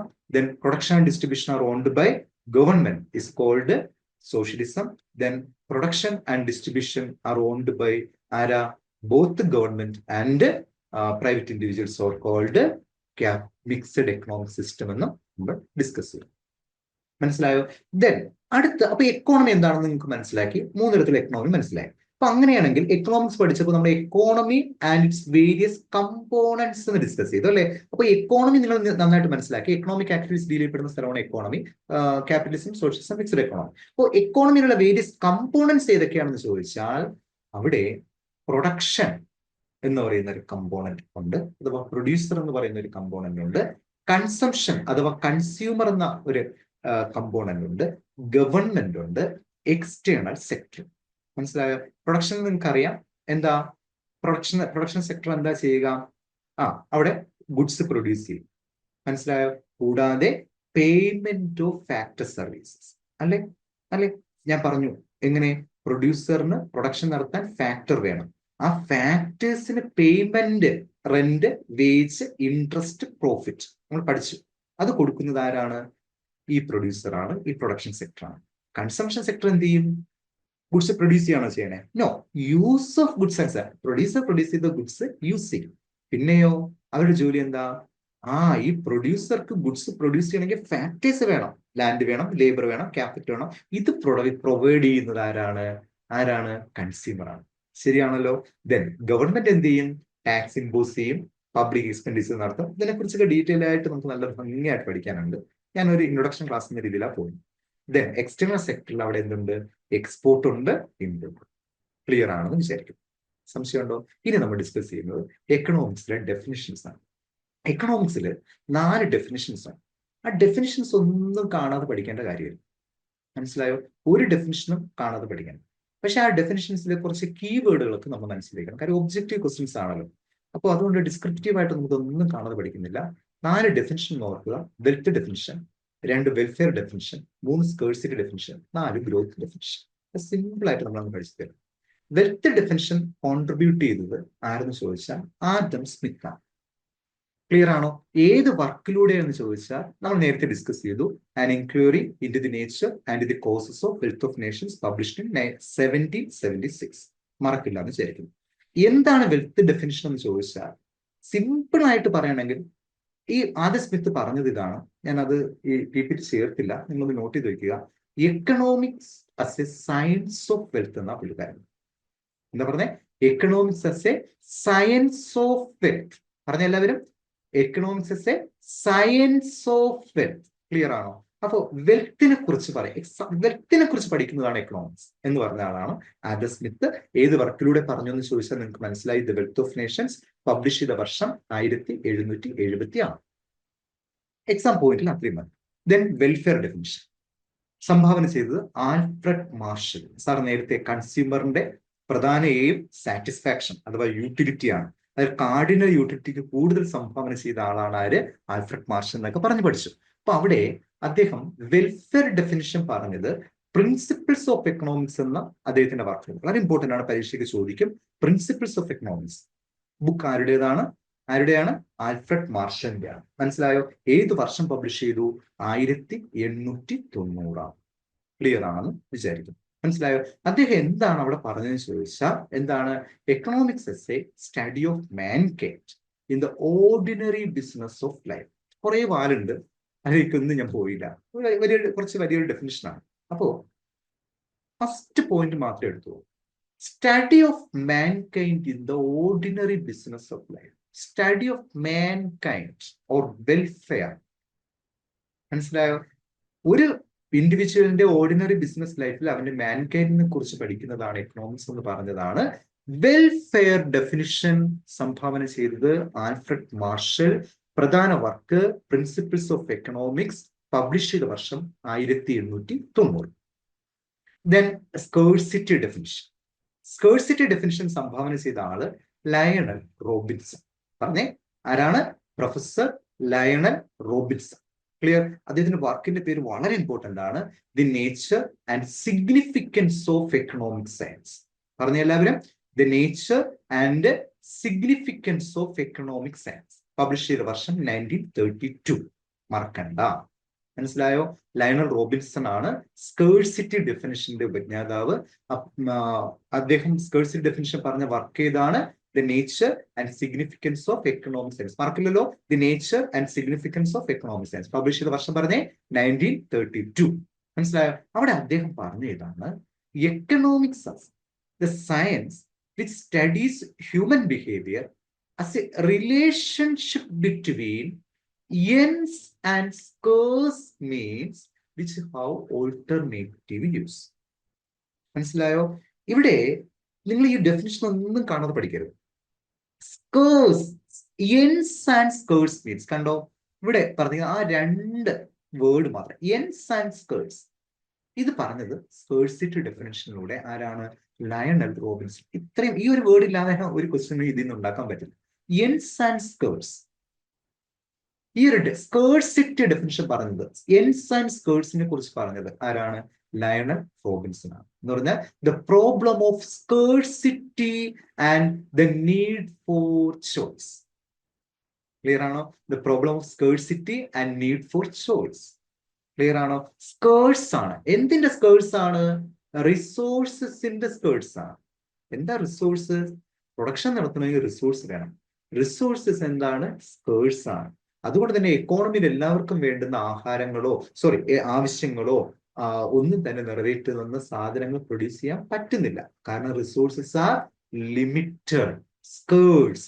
അതുകൊണ്ടാണ് എക്കോണമികൾ ഡെവലപ്പ് ആവാൻ പറ്റാത്തത്. അല്ലെങ്കിൽ ചില എക്കോണമി ഡെവലപ്ഡും ചിലത് ഡെവലപ്പിങ്ങും ചിലത് അണ്ടർ ഡെവലപ്ഡും ആവാൻ കാരണം അണ്ടർ ഡെവലപ്ഡ് എക്കോണമീസിലോ ഡെവലപ്പിംഗ് എക്കണോമിക്സിലോ അവരുടെ നീഡ്സ് സാറ്റിസ്ഫൈ ചെയ്യുന്നതിനുള്ള പ്രൊഡക്ഷൻ നടത്താൻ വേണ്ടുന്ന റിസോഴ്സസ് ഇല്ല. അതിനെ വിളിക്കുന്ന പേര് സ്കേഴ്സിറ്റി ആണ്. ഈ സ്കേഴ്സിറ്റിയെ കുറിച്ച് പറഞ്ഞ ആളാണ് ആര്? Lionel Robinson. ക്ലിയർ ആണെന്ന് വിചാരിക്കും. ഇനി അടുത്ത ഡെഫിനിഷനാണ് ഗ്രോത്ത് ഡെഫിനിഷൻ. ഗ്രോത്ത് ഡെഫിനിഷൻ പറഞ്ഞത് പോൾ എ സാമുവൽസൺ. ക്ലിയർ ആണോ? അവിടെ ഈ വളരെ ഇമ്പോർട്ടന്റ് ആണ് growth definition. Paul A Samuelson ആണ് പറഞ്ഞത്. അപ്പൊ അവിടെ ടൈം എലമെന്റും കൂടെ പുള്ളിക്കാരൻ പറഞ്ഞിട്ടുണ്ട്. ഇവിടെ എത്ര സമയം കൊണ്ട് ഈ സ്കേഴ്സിറ്റി നമുക്ക് ഓവർകം ചെയ്യാമെന്നൊന്നും പറയുന്നത്. പക്ഷെ ഗ്രോത്ത് ഡെഫിനിഷനിൽ അദ്ദേഹം എന്ത് ചെയ്യുന്നുണ്ട്? ടൈം എലമെന്റ് പറഞ്ഞിട്ട് റിസോഴ്സസിന്റെ സ്കേഴ്സിനെ കുറിച്ച് പറയാതെ റിസോഴ്സസ് എങ്ങനെ ഗ്രോത്ത് ചെയ്യാമെന്ന് പറഞ്ഞു. അതാണ് ഗ്രോത്ത് ഡെഫിനിഷൻ. സംഭാവന ചെയ്ത ആളുടെ പേര് മാത്രം ഒന്ന് ഓർക്കുക, പോൾ എ സാമുവൽസൺ. മനസ്സിലായോ?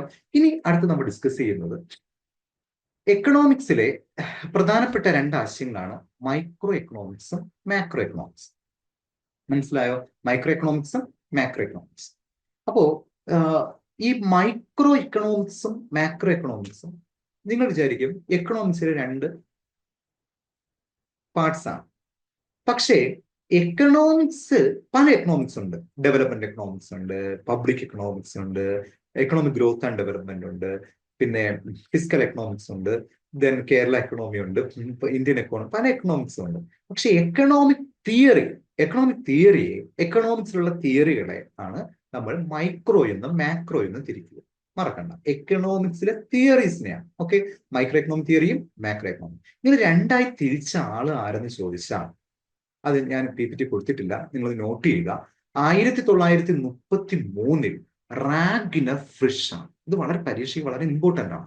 മനസ്സിലായോ? അപ്പൊ പരീക്ഷ വളരെ ഇമ്പോർട്ടന്റ് ആണ്. ആരാണ്? റാഗ്നർ ഫ്രിഷ്. ആരാണ്? റാഗ്നർ ഫ്രിഷ്. ആരാണ്? റാഗ്നർ ഫ്രിഷ്. ക്ലിയർ ആണോ? ആരാണ്? റാഗ്നർ ഫ്രിഷ്. മനസ്സിലായോ? മൈക്രോ എക്കണോമിക്സ് എന്നും മാക്രോ എക്കണോമിക്സ് എന്നും ഈ പേര് കൊടുത്ത ആളും ആരെന്ന് ചോദിച്ചാൽ ആരാണ്? നമ്മുടെ റാഗ്നർ ഫ്രിഷ്. വർഷം ഫ്രിഷ്, FRISCH. വർഷം ഏതെന്ന് ചോദിച്ചാൽ 1933 ക്ലിയർ ആണോ?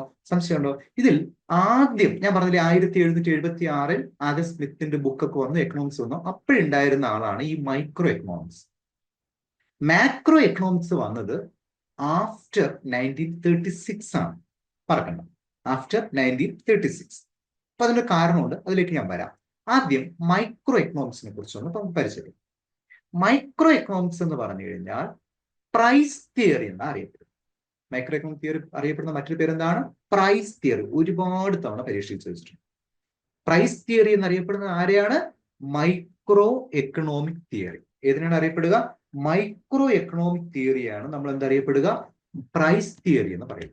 ക്ലിയർ ആണെന്ന് വിചാരിക്കും. സംശയമുണ്ടോ? ദെൻ അപ്പോൾ പ്രൈസ് തിയറി എന്നറിയപ്പെടുന്ന ആരെയാണ്? മൈക്രോ. ഇനി എന്താണ് മൈക്രോ എക്കണോമിക്സ്? ഇൻഡിവിജ്വൽ യൂണിറ്റ്സുകളെ കുറിച്ച്, ഇൻഡിവിജ്വൽ എക്കണോമിക് യൂണിറ്റുകളെ കുറിച്ച് ഡീൽ ചെയ്യുന്നതാണ് മൈക്രോ എക്കണോമിക്സ്.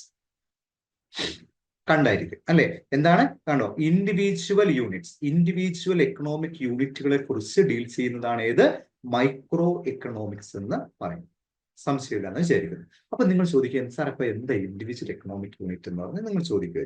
അപ്പൊ ഇൻഡിവിജ്വൽ എക്കണോമിക് യൂണിറ്റ് എന്ന് പറഞ്ഞാൽ ഒരു വ്യക്തിയുടെ ഡിമാൻഡിനെ കുറിച്ചൊക്കെ നമ്മൾ മനസ്സിലാക്കുക. എന്താ ഡിമാൻഡ്? നമ്മൾ മലയാളത്തിൽ ആവശ്യകത എന്നൊക്കെ പറയാം അല്ലെ. എക്കണോമിക്സിലെ ഡിമാൻഡ് പിന്നെന്താ ബൈയിങ്ങും, അതൊക്കെ കുറച്ച് ഒരു സ്ലൈറ്റ് ഡിഫറൻസേ ഉള്ളൂ. നമുക്ക് ഒരു ബിസ്ക്കറ്റ് നമ്മൾ ഡിമാൻഡ് ചെയ്യുക എന്ന് പറഞ്ഞാൽ ഒരു ബിസ്ക്കറ്റ് നമ്മൾ വാങ്ങി ഉപയോഗിക്കുന്നു എന്നാണ് അർത്ഥം. മീൻസ് ഉപയോഗിക്കുമ്പോൾ കൺസംഷൻ ആവുന്നു.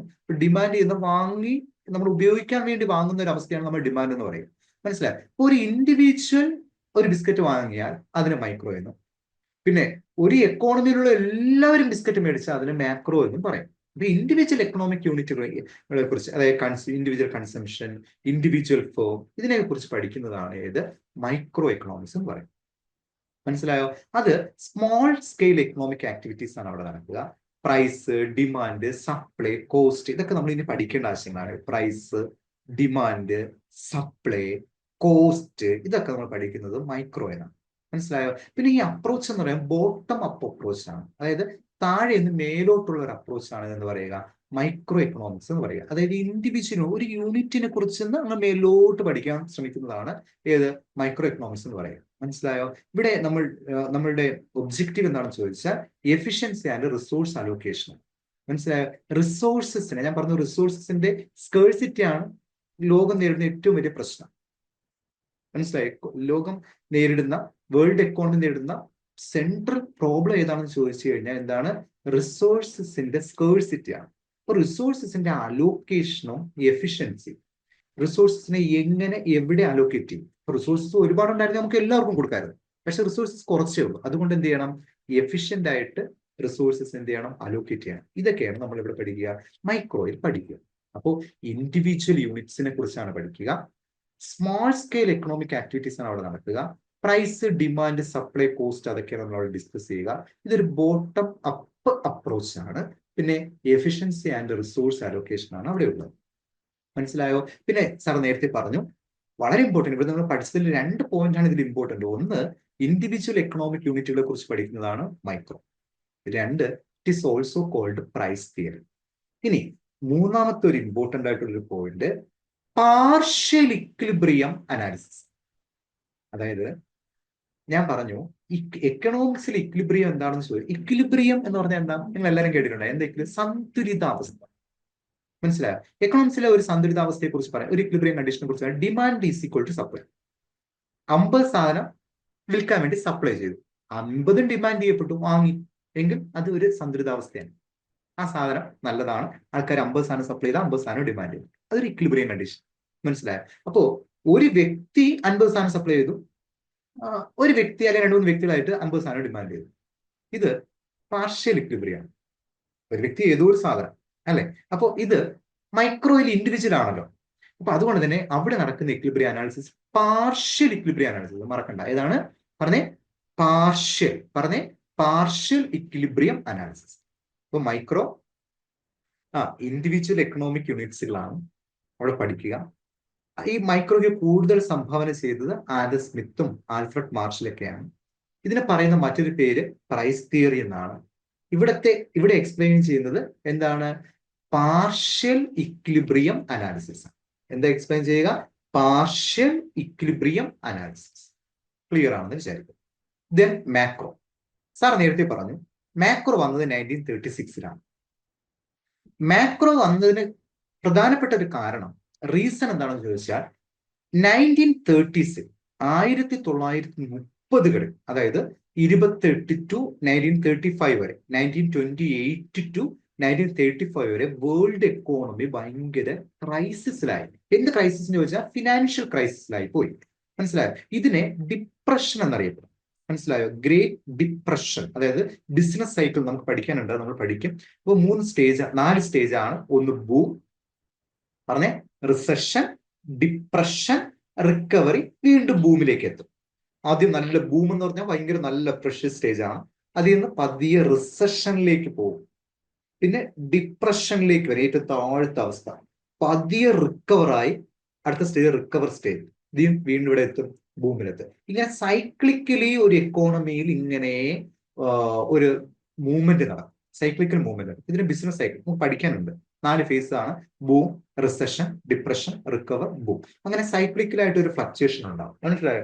അപ്പോ ഇത് സംഭവിച്ചു, ഡിപ്രഷൻ സംഭവിച്ചു എപ്പോ?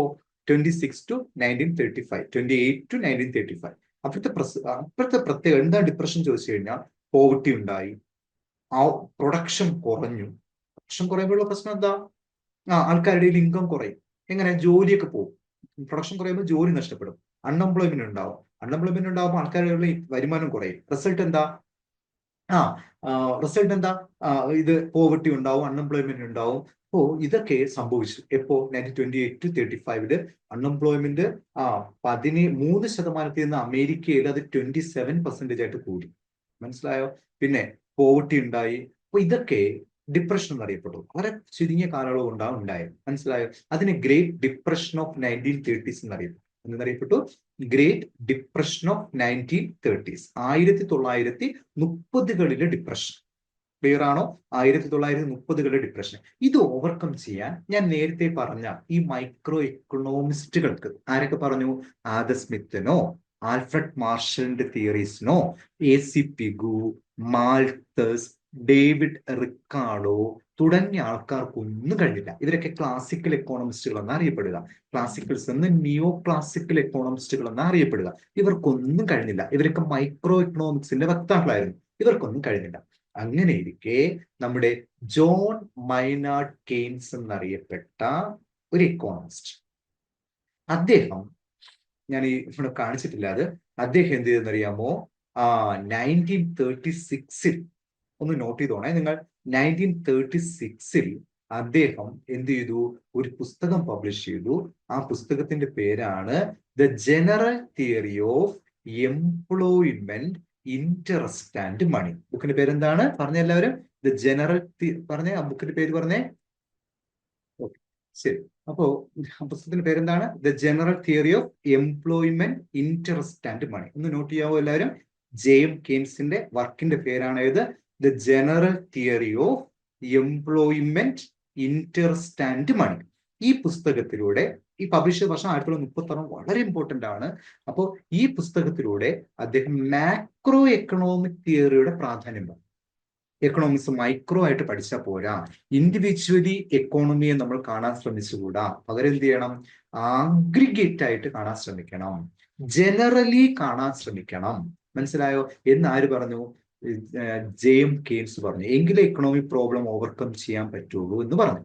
അങ്ങനെ ജെയിം കെയ്ൻസ് എന്ത് ചെയ്തു? 1936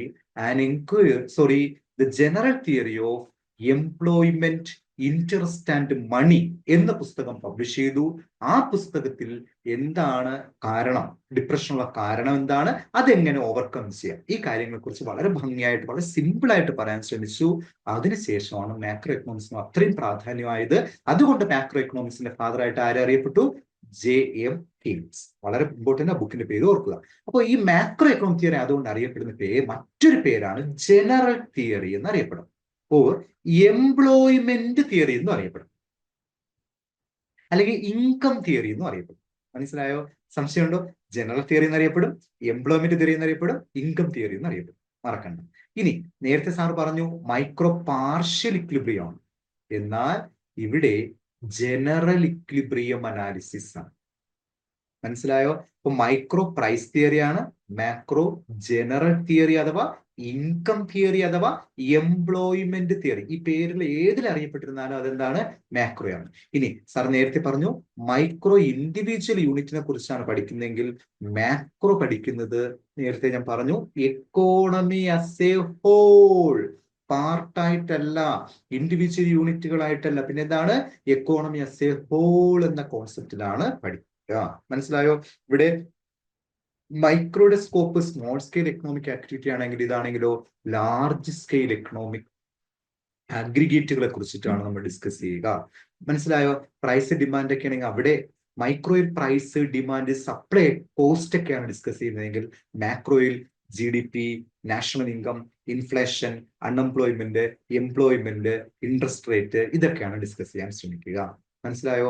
പിന്നെ മൈക്രോയിൽ ബോട്ടം അപ്പ് അപ്രോച്ച് ആണെങ്കിൽ മാക്രോയിൽ ഒരു ജനറൽ നിന്ന് സ്പെസിഫിക്കിലേക്ക് ടോപ്പ് ഡൗൺ അപ്രോച്ച് ആണ്. മനസ്സിലായോ? അവിടെ മൈക്രോയിൽ റിസോഴ്സസിന്റെ അലോക്കേഷനും എഫിഷ്യൻസിയൊക്കെ ആണെങ്കിൽ മാക്രോയിൽ economic stability, economy as a whole ആയിട്ടാണല്ലോ പരിഗണിക്കുക. ഇപ്പൊ എക്കോണമിയുടെ സ്റ്റെബിലിറ്റിയും ഗ്രോത്തിനെ കുറിച്ചിട്ടുമാണ് ഡിസ്കസ് ചെയ്യുക. ഇനി മൈക്രോ പാർഷ്യൽ ഇക്വിലിബ്രിയം ആണെങ്കിൽ മാക്രോ ജനറൽ ഇക്വിലിബ്രിയം, അതായത് ഇൻഡിവിജ്വൽ ഡിമാൻഡ് ഇൻഡിവിജ്വൽ സപ്ലൈയും ചേരുന്ന പാർഷ്യൽ ഇക്വിലിബ്രിയം അല്ലെ. എന്നാൽ ആഗ്രിഗേറ്റ് ഡിമാൻഡ്, ഒരു എക്കോണമിയുടെ മുഴുവൻ ഡിമാൻഡും ആഗ്രിഗേറ്റ് സപ്ലൈ ഈക്വൽ ആവുന്ന പോയിന്റ് ആണ് ജനറൽ ഇക്വിലിബ്രിയം അനാലിസിസ്. മനസ്സിലായോ? സംശയമുണ്ടോ? ക്ലിയർ ആണെന്ന് വിചാരിക്കും. ഇനി അടുത്ത് നമ്മൾ ഡിസ്കസ് ചെയ്യുന്നത് ഒരു എക്കോണമിയിലെ സെൻട്രൽ പ്രോബ്ലംസ് ഏതൊക്കെയാണ്. ഒരു എക്കോണമിയിലെ സെൻട്രൽ പ്രോബ്ലംസ്. ക്ലിയർ? അതിനുമുമ്പ് നമ്മൾ എന്തൊക്കെ ഡിസ്കസ് ചെയ്തു ഓർക്കാവോ? എന്തൊക്കെ ഡിസ്കസ് ചെയ്തു? നമ്മൾ ആദ്യം എക്കണോമിക്സിന്റെ ഫാദർ ആദം സ്മിത്തിനെ കുറിച്ചും അദ്ദേഹത്തിന്റെ കോൺട്രിബ്യൂഷൻ ലെസഫെയർ, ഇൻവിസിബിൾ ഹാൻഡ് തിയറം, നമ്മൾ ദാദാഭായ് നവറോജിയെ കുറിച്ച് ഡിസ്കസ് ചെയ്തു, ട്രെയിൻ തിയറി, അതിന് work poverty and British rule in India, poverty of India, then national income estimate ചെയ്തു, പെർ ക്യാപിറ്റ എസ്റ്റിമേറ്റ് ചെയ്തു, poverty line, then economic definition നമ്മൾ ഡിസ്കസ് ചെയ്തു.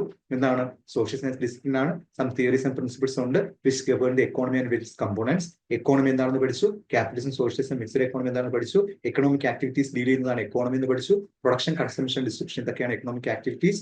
ഈ എക്കണോമിക് ആക്ടിവിറ്റീസ് ഡീൽ ചെയ്യപ്പെടുന്ന എത്ര കമ്പോണന്റ് ഉണ്ട്?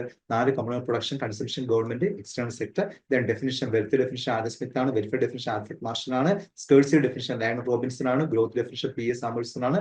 ദെൻ മൈക്രോ മാക്രോ രണ്ട് തിരിച്ചത് ആരാ? 1933 റാഡിനർ ഫിഷ് ആണ്. ദെൻ മൈക്രോ എന്താണ്, മാക്രോ എന്താണ്, അങ്ങനെയായിട്ട് നമ്മൾ എന്ത് ചെയ്തു? ഡിസ്കസ് ചെയ്തു. അതിനുശേഷം നമ്മൾ ഇനി ഡിസ്കസ് ചെയ്യുന്നത് central problems of an economy. ഒരു എക്കോണമിയുടെ പ്രധാനപ്പെട്ട പ്രോബ്ലം എന്താണ്? ഒരു എക്കോണമിയുടെ പ്രധാന പ്രോബ്ലം എന്താണെന്ന് ചോദിച്ചു കഴിഞ്ഞാൽ എന്താണ്? Scarcity of resource. റിസോഴ്സസിന്റെ സ്കേഴ്സ് ആണ്.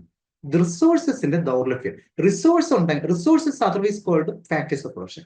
റിസോഴ്സസ് ഉണ്ടെങ്കിൽ പ്രൊഡക്ഷൻ നടക്കും, പ്രൊഡക്ഷൻ ഉണ്ടെങ്കിൽ ഇൻകം ഉണ്ടാവും, ഇൻകം ഉണ്ടെങ്കിൽ വ്യക്തികളുടെ വരുമാനം കൂടൂ, നാഷണൽ ഇൻകം കൂടൂ, രാജ്യം വികസിക്കുകയുള്ളൂ. പക്ഷേ ഇതിന്റെയൊക്കെ മൂല കാരണം, പ്രോബ്ലത്തിന്റെ മൂല കാരണം, സെൻട്രൽ പ്രോബ്ലം എന്താണെന്ന് ചോദിച്ചാൽ സ്കേഴ്സിറ്റി ഓഫ് റിസോഴ്സ് ആണ്. മനസ്സിലായോ? എന്താ കാരണം? Human wants R unlimited. മനസ്സിലായോ? പക്ഷെ അവൈലബിൾ റിസോഴ്സസോ ലിമിറ്റഡ് ആണ്. Human wants R unlimited but available resources എന്താണ്? ലിമിറ്റഡ് ആണ്. മനസ്സിലാവുന്നുണ്ടോ? ഇതാണ് സെൻട്രൽ പ്രോബ്ലം. അതുകൊണ്ട് തന്നെ സെൻട്രൽ പ്രോബ്ലം ഈ റിസോഴ്സസിന്റെ സ്കേഴ്സ് വഴി ഉടലെടുക്കുന്നത് കൊണ്ട് തന്നെ ഒരു എക്കോണമി ഫേസ് ചെയ്യുന്ന പ്രോബ്ലംസ്, ഇതിൽ നിന്നുണ്ടാകുന്ന പ്രോബ്ലം എന്തൊക്കെയാണെന്ന് ചോദിച്ചാൽ, ഒന്ന് allocation of resources. Resources limited ആണല്ലോ, അപ്പോൾ ഈ റിസോഴ്സസ് അലോക്കേറ്റ് ചെയ്യണമല്ലോ. ഒരു എക്കോണമിക്ക് അലോക്കേറ്റ് ചെയ്യണം. മനസ്സിലായില്ലേ? ഒരു എക്കോണമിക്ക് പല സെക്ടേഴ്സിനെ അലോക്കേറ്റ് ചെയ്യണം. അത് പ്രോബ്ലമാണ്. കാരണം എന്താ? ഇപ്പൊ അഗ്രികൾച്ചർ സെക്ടർ ഉണ്ട്, ഇൻഡസ്ട്രിയൽ സെക്ടർ ഉണ്ട്, സർവീസ് സെക്ടർ ഉണ്ട് ഒരു എക്കോണമിയെ സംബന്ധിച്ചിടത്തോളം. അപ്പൊ അഗ്രികൾച്ചർ സെക്ടറിന് എത്ര റിസോഴ്സ് കൊടുക്കണം, ഇൻഡസ്ട്രിക്ക് എത്ര കൊടുക്കണം, സർവീസിന് എത്ര കൊടുക്കണം, ഇങ്ങനെ ഇത് അലോക്കേറ്റ് ചെയ്യുക വളരെ ഇമ്പോർട്ടൻ്റ് ആണ്. അതൊരു വലിയൊരു പ്രോബ്ലമാണ്. ഒരു വലിയൊരു എക്കോണമിയെ സംബന്ധിച്ച് അത് വലിയൊരു പ്രോബ്ലമാണ്. രണ്ടാമത്തത്, ഈ ഉള്ള റിസോഴ്സസിനെ എങ്ങനെ എഫിഷ്യന്റ് ആയിട്ട് ഉപയോഗിക്കും, ഫുള്ളറായിട്ട്, അല്ലെങ്കിൽ എങ്ങനെ എംപ്ലോയ് ചെയ്യും. ഇനി അടുത്ത്, ഈ ഉള്ള റിസോഴ്സിനെ എങ്ങനെ ഗ്രോത്ത് ചെയ്യാം, വളർത്താം. മനസ്സിലായോ? ഇത് ഇത്രയും ഒരു എക്കോണമി ഫേസ് ചെയ്യുന്ന സെൻട്രൽ പ്രോബ്ലംസ് ആണ്. ക്ലിയർ ആണെന്ന് വിചാരിക്കുന്നു. സംശയമുണ്ടോ? അപ്പൊ അതിൽ ഓരോന്നായിട്ട് നമ്മൾ ഡിസ്കസ് ചെയ്യാൻ പോവുകയാണ്. ആദ്യം, അപ്പൊ ഈ പ്രോബ്ലംസ് ഒക്കെ സെൻട്രൽ പ്രോബ്ലം ഉണ്ടാകുന്നതിനുള്ള പ്രധാന കാരണം എന്താണ്? Scarcity of resources. ഇപ്പൊ റിസോഴ്സസ് സ്കേഴ്സ് ആയതുകൊണ്ട് തന്നെ, ഇപ്പൊ നമ്മുടെ വീട്ടിൽ നമുക്ക് ഒരുപാട് ആവശ്യകതയുണ്ട്. പക്ഷെ എന്റെ കയ്യിൽ ഇപ്പൊ സപ്പോസ് എന്റെ വീട്ടിൽ എനിക്ക് 500, എന്റെ കയ്യിൽ 500 രൂപയേ ഉള്ളൂ. പക്ഷെ എനിക്ക് ഒരുപാട് ആവശ്യങ്ങളുണ്ട്. മനസ്സിലായോ? കുഞ്ഞുങ്ങൾക്ക് മരുന്ന് മേടിക്കണം, ആഹാരങ്ങൾ മേടിക്കണം, പിന്നെ വീടിന്റെ റെന്റ് കൊടുക്കണം, ദെൻ വണ്ടിക്ക് പെട്രോൾ അടിക്കണം. ശരിയല്ലേ? ഒരുപാട് ആവശ്യം. അപ്പൊ അതിൽ ഏതിനൊക്കെ ഈ പൈസ ഞാൻ വിനിയോഗിക്കും? മനസ്സിലായോ? ഈ രൂപ ഞാൻ ഏതിനൊക്കെ വിനിയോഗിക്കും? അലോക്കേഷൻ. മനസ്സിലായോ? അപ്പൊ ഒരു എക്കോണമി സംബന്ധിച്ചിടത്തോളം ഇത് വലിയൊരു ക്രൈസിസ് ആണ്. ഒരു എക്കോണമി സംബന്ധിച്ചിടത്തോളം വലിയൊരു ക്രൈസിസ് ആണ്. മനസ്സിലായോ? അപ്പൊ അതുകൊണ്ട് തന്നെ റിസോഴ്സസിന്റെ അലോക്കേഷൻ വളരെ ഇമ്പോർട്ടൻ്റ് ആണ്. ക്ലിയർ ആണോ? അതുകൊണ്ട് തന്നെ 3 ചോദ്യങ്ങൾക്ക് ഒരു രാജ്യം ഉത്തരം കണ്ടെത്തണം. ഒന്ന്, വാട്ട് ടു പ്രൊഡ്യൂസ്, എന്ത് ഉത്പാദിപ്പിക്കണമെന്ന് തീരുമാനിച്ചിട്ട് ആ സെക്ടറിന് മാത്രം എന്ത് ചെയ്യുക? റിസോഴ്സ് അലോക്കേറ്റ് ചെയ്യുക. ഹൗ ടു പ്രൊഡ്യൂസ്, എങ്ങനെ ഉത്പാദിപ്പിക്കണമെന്ന് തീരുമാനിക്കണം. 3, ഫോർ ഹൂം ടു പ്രൊഡ്യൂസ്. ഈ 3 ചോദ്യങ്ങൾക്ക് ഉത്തരം കണ്ടെത്തിയാൽ ഈ അലോക്കേഷൻ എന്ന പ്രോബ്ലം സോൾവ് ആവും. ഏതൊക്കെ ചോദ്യങ്ങൾക്ക് ഉത്തരം കണ്ടെത്തണം? ഒന്ന്, എന്തുൽപാദിപ്പിക്കണമെന്ന് തീരുമാനിക്കണം. എന്നിട്ട് അങ്ങോട്ട് കൊടുത്താൽ മതി റിസോഴ്സസ്. 2 ഹൗ ടു പ്രൊഡ്യൂസ്, എങ്ങനെ എങ്ങനെ മനസ്സിലായോ. 3 what to produce, for whom to produce, ആർക്ക് വേണ്ടി ഉത്പാദിപ്പിക്കും. നമുക്ക് ഓരോന്നായിട്ട് നോക്കാം. വാട്ട് ടു പ്രൊഡ്യൂസ് ഡീൽ ചെയ്യുക എന്ന് പറഞ്ഞു കഴിഞ്ഞാൽ എന്ത് ഉത്പാദിപ്പിക്കണം, എത്ര ഉത്പാദിപ്പിക്കണം, മനസ്സിലായോ. This problem deals with deciding which good and service should be produced and in what quantities. അതാണ് അവിടെ പറയുന്നത്. മനസ്സിലാവുന്നുണ്ടല്ലോ, ക്ലിയർ ആണല്ലോ. ഏറ്റവും റിസോഴ്സ് ലിമിറ്റഡ് ആയതുകൊണ്ട് തന്നെ choosing between necessities or luxuries, ഏത് വേണമെന്ന് നമ്മൾ തീരുമാനിക്കും. ആ ഏത് വേണമെന്നുള്ളത് ആ വേണം എന്ന് തീരുമാനിച്ചിട്ട് അതിലേക്ക് റിസോഴ്സ് അലോക്കേറ്റ് ചെയ്യും. റിസോഴ്സ് ഒരുപാട് ഉണ്ടായിരുന്നെങ്കിൽ ഈ അലോക്കേഷന് പ്രശ്നമില്ല. ആർക്ക് വേണോ എന്ത് വേണോ കൊടുക്കും. ഇപ്പൊ എൻ്റെ ഒരുപാട് പൈസ ഉണ്ടെങ്കിൽ പാവപ്പെട്ട ഒരു ഭിക്ഷക്കാരൻ വന്ന് പൈസ കൊടുത്തു, ഒരു പിരിവുകാരൻ വന്ന് പൈസ കൊടുത്തു, വൈഫ് ചോദിച്ചു പൈസ കൊടുത്തു, മക്കൾ ചോദിച്ചു പൈസ കൊടുത്തു. മനസ്സിലാവുന്നുണ്ടോ? Yes what to produce. Then how to produce, എങ്ങനെ ഉത്പാദിപ്പിക്കും. പ്രധാനമായിട്ട് 2 തരം അവിടെ പ്രധാനമായിട്ട് പറയുന്നത്. ഈ ഇങ്ങനെ ചോദിക്കാറുണ്ട് കേട്ടോ. ഹൗ ടു പ്രൊഡ്യൂസ് എന്നുള്ളത് താഴെ പറഞ്ഞ എന്തുമായിട്ട് ബന്ധപ്പെട്ടിരിക്കുന്നു എന്നുള്ളതാണ്. വാട്ട് ക്വാണ്ടിറ്റി പ്രൊഡ്യൂസ് ചെയ്യുന്നതാണോ? അല്ല, method and technique of production. How to produce ചെയ്യുന്നതിന്റെ ബേസിക് എന്താണ്? Methods and techniques of production. എന്താണ് methods and techniques of production? Clear ആണോ? സംശയമുണ്ടോ? അതായത് ഏത് ടെക്നോളജി അല്ലെങ്കിൽ ഏത് മെത്തേഡ് ഉപയോഗിച്ച് പ്രൊഡ്യൂസ് ചെയ്യും, എങ്ങനെ പ്രൊഡ്യൂസ് ചെയ്യും. ഒരു പ്രധാന 2 തരത്തിലുള്ള ടെക്നോളജിയാണ്. ഒന്ന് ലേബർ ഇന്റൻസീവ്, ഇതവിടെ എഴുതിയിട്ടുണ്ട്. ഒന്ന് labour intensive, 2 capital intensive. Labour intensive എന്താണെന്ന് ചോദിച്ചു കഴിഞ്ഞാൽ you see more labour and less capital. ഇപ്പോൾ ഒരു ലേബർ അബണ്ടന്റ് കൺട്രി, ഒരു രാജ്യം ലേബർ ഒരുപാടുള്ള രാജ്യവും, അവിടെ എന്ത് ചെയ്യും? ലേബർ ഇന്റൻസീവ് ടെക്നോളജി ആയിരിക്കും അവർ ഓപ്റ്റ് ചെയ്യാൻ ശ്രമിക്കുക. കാരണം എല്ലാവർക്കും ജോലി കൊടുത്ത് അവർക്ക് ഇൻകം ഉണ്ടായി, അല്ലെ, അവരുടെ പർച്ചേസിംഗ് പവർ കൂടി, അവർ ഒരുപാട് മേടിക്കുമ്പോൾ വീണ്ടും പ്രൊഡക്ഷൻ കൂട്ടാൻ പറ്റും, കുറെ പേർക്ക് ജോലി കൊടുക്കാൻ പറ്റും. അങ്ങനെ ക്ലിയർ ആണോ? അപ്പോൾ labour abundant country labour intensive ആയിരിക്കും. എന്ന് പറഞ്ഞാൽ എന്താ? Using more labour and less capital. Capital എന്ന് പറഞ്ഞാൽ മെഷീൻ കൊണ്ടുള്ള പ്രവർത്തനം അല്ലെങ്കിൽ ഉത്പാദനം. ഇനി അമേരിക്ക പോലുള്ള ഡെവലപ്ഡ് കൺട്രീസിൽ ലേബർ കുറവാണ്, അല്ലെ, നമ്മൾ നേഴ്സുമാരൊക്കെ ഇവിടുന്ന് അങ്ങോട്ടാ പോവുക. അപ്പൊ അവിടെ എന്താണ്? ക്യാപിറ്റൽ ഇന്റൻസീവ് ടെക്നോളജിയാണ്. Using more capital and less labour. മനസ്സിലായി. ഈ ഹൗ ടു പ്രൊഡ്യൂസ് എന്നുള്ളത് എന്തുമായിട്ട് ബന്ധപ്പെട്ടിരിക്കുന്നു? ടെക്നോളജി അല്ലെങ്കിൽ മെത്തേഡ്സ് ഓഫ് പ്രൊഡക്ഷൻ. ഇനി for whom to produce, clear ആണോ? ഫോർ ഹൂം ടു പ്രൊഡ്യൂസ്, ആർക്ക് വേണ്ടി ഉത്പാദിപ്പിക്കണം. അതെന്താ ഉദ്ദേശിക്കുക? This problem deals with determining how the goods and services produced will be distributed among the population. ഏത് ആൾക്കാർ, ഒരു രാജ്യത്ത് കുറെ ആൾക്കാരുണ്ടാവുമല്ലോ, അതിൽ ഏത് ആൾക്കാർക്ക് വേണം ഈ സാധനങ്ങൾ പ്രൊഡ്യൂസ് ചെയ്യേണ്ടത്, മനസ്സിലായോ എന്ന് തീരുമാനിക്കുമ്പോൾ ഫോർ ഹൂം ടു പ്രൊഡ്യൂസ്. എന്തുകൊണ്ട് അങ്ങനെ ഈ 3 ചോദ്യത്തിന് ആൻസർ കണ്ടെത്തേണ്ടി വരിക എന്ന് പറഞ്ഞു കഴിഞ്ഞാൽ റിസോഴ്സസ് ആർ ലിമിറ്റഡ്. അപ്പോൾ ഒരു എക്കോണമി നേരിടുന്ന ഏറ്റവും പ്രധാനപ്പെട്ട ഒരു പ്രോബ്ലമാണ് അലോക്കേഷൻ ഓഫ് റിസോഴ്സസ്. എന്തുകൊണ്ട് അലോക്കേഷൻ വരാൻ കാരണം? Resources are limited. അതുകൊണ്ട് തന്നെ what to produce, how to produce, for whom to produce എന്ന ചോദ്യത്തിലേക്ക് വരണം. ഈ ചോദ്യത്തിന് ഉത്തരം കണ്ടെത്തേണ്ടതായിട്ട് വരണം. രണ്ടാമത്തെ പ്രോബ്ലമാണ് fuller utilisation or employment of resources. Fully or, അതായത് അതിന്റെ അർത്ഥം എന്താ? എഫിഷ്യന്റ് ആയിട്ട് റിസോഴ്സ് യൂസ് ചെയ്യപ്പെടണം. അത് ശ്രദ്ധിക്കേണ്ടത് ഒരു എക്കോണമിയുടെ സെൻട്രൽ പ്രോബ്ലമാണ്. ശരിയല്ലേ? ഒരാൾ ജോലി ചെയ്യുന്നുണ്ടോ? കൃത്യമായിട്ട് ജോലി ചെയ്യുന്നുണ്ടോ?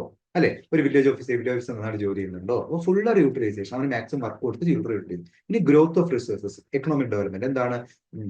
ഇപ്പോഴ്, അതായത് deciding how much to allocate to present consumption. ഇപ്പൊ എത്ര കൺസംഷൻ വേണ്ടി ഉപയോഗിക്കണം, ദെൻ ബാക്കി എത്ര ഇൻവെസ്റ്റ് ചെയ്യണം. ഇൻവെസ്റ്റ്മെന്റ് ആണല്ലോ ഫർദർ ഇൻകത്തിന് കാരണമാവുക. ഇന്ന് ഇൻവെസ്റ്റ് ചെയ്ത് കഴിഞ്ഞാൽ അത് നാളെ അതൊരു ഇൻകം ആയിട്ട് മാറും. ശരിയല്ലേ? അപ്പൊ അത് ഗ്രോത്ത് ഓഫ് റിസോഴ്സസ്, അല്ലെ? അതും റിസോഴ്സ് ഉണ്ടെങ്കിൽ മാത്രമേ ആ റിസോഴ്സിനെ ഗ്രോത്ത് ചെയ്യാൻ പറ്റൂ. മനസ്സിലായോ? അപ്പൊ അത് എത്ര അല്ലെങ്കിൽ അത് എങ്ങനെ റിസോഴ്സസിന്റെ ഗ്രോത്ത് എങ്ങനെ ഇത് തീരുമാനിക്കപ്പെടുക അല്ലെങ്കിൽ ഇതിനെ കൺട്രോൾ ചെയ്യപ്പെടുക ഒരു എക്കോണമി പ്രധാനപ്പെട്ട മറ്റൊരു ജോലിയാണ്. മനസ്സിലായെന്ന് വിചാരിക്കും. അടുത്തൊരു ആശയമാണ് എന്താണ് positive and normative economics. Clear ആണോ? പോസിറ്റീവ് എക്കണോമിക്സും നോർമറ്റീവ് രണ്ടാശയം. അതായത് എക്കണോമിക്സ് ആസ് എ സയൻസ്, സയൻസിന്റെ 2 ആശയങ്ങളാണ് പോസിറ്റീവ് സയൻസ്, നോർമറ്റീവ് സയൻസ്. അപ്പോൾ എക്കണോമിക്സിൽ എന്താണ് പോസിറ്റീവ് ആശയം, എന്താണ് നോർമറ്റീവ് ആശയം, എന്താണ് പോസിറ്റീവ് എക്കണോമിക്സ്, എന്താണ് നോർമറ്റീവ് എക്കണോമിക്സ്? പോസിറ്റീവ് എക്കണോമിക്സ് എന്ന് പറഞ്ഞു കഴിഞ്ഞാൽ it deals with the actual happenings. Positive economics പറയുക ആക്ച്വൽ ഹാപ്പനിങ്സ്. അതായത് ഇപ്പോ നാഷണൽ ഇൻകം എസ്റ്റിമേറ്റ് ചെയ്തപ്പോ മഹാത്മാഗാന്ധി നാഷണൽ റൂറൽ എംപ്ലോയ്മെന്റ് പ്രോഗ്രാമിന് വേണ്ടിയിട്ട് ഒരു 100 കോടി രൂപ മാറ്റിവെച്ചു. സംഭവിച്ച കാര്യമല്ലേ, അല്ലെങ്കിൽ സംഭവിക്കുന്ന കാര്യമല്ലേ? ആണോ? ആ. ഒരാളുടെ ഒപ്പീനിയൻ ഒന്നും അല്ലല്ലോ പറഞ്ഞത്, നീക്കിവെച്ചു എന്നല്ലേ പറഞ്ഞത്. 100 കോടി മാറ്റിവെച്ചു. ഹെൽത്ത് സെക്ടർ ഡെവലപ്മെന്റിന് വേണ്ടി 200 കോടി മാറ്റിവെച്ചു. ഇത് ഒരാളുടെ ഒപ്പീനിയൻ ആണല്ലോ, മാറ്റിവെക്കാം എന്നല്ലല്ലോ പറഞ്ഞത്, മാറ്റിവെച്ചു. ഇങ്ങനെ പറയാൻ ശ്രമിക്കുന്നതാണ് positive economics. It deals with the actual happenings. അതാണ് positive economics. Positive economics deal with the fact data. Sorry, deals with fact ആണ്, ഡേറ്റ ആണ്. And cause and effect relationship പറഞ്ഞാൽ അത് positive economics. Fact, data, cause and effect relationship പറഞ്ഞാൽ അതെന്താണ്? Positive. അതായത് എന്താണ്? Actual ഹാപ്പനിങ്ങിനെ കുറിച്ച് പറഞ്ഞു കഴിഞ്ഞാൽ അതെന്താണ്? എന്താണ് പോസിറ്റീവ് എക്കണോമിക്സ്. അവിടെ എന്തില്ല? വാല്യൂ ജഡ്ജ്മെന്റോ ഒപ്പീനിയനോ ഒന്നുമില്ല. എന്താണ്? അയ്യോ, ഇവിടെ ഹെൽത്ത് സെക്ടറിൽ 100 കോടി മാറ്റി വെച്ചിരുന്നെങ്കിൽ അവിടെ വികസിച്ചേനെ. ഇതൊരു ഒപ്പീനിയൻ ആണ്, അത് നോർമറ്റീവ് എക്കണോമിക്സ് ആണ്. ഇവിടെ അതൊന്നുമല്ല, മാറ്റി വെച്ചു, ഹാപ്പനിങ്, സംഭവിച്ചെന്തോ. വാല്യൂ ജഡ്ജ്മെന്റിനോ ഒപ്പീനിയൻസിനോ ഒന്നും ഒരു പ്രാധാന്യമില്ല. എന്തുമാത്രം?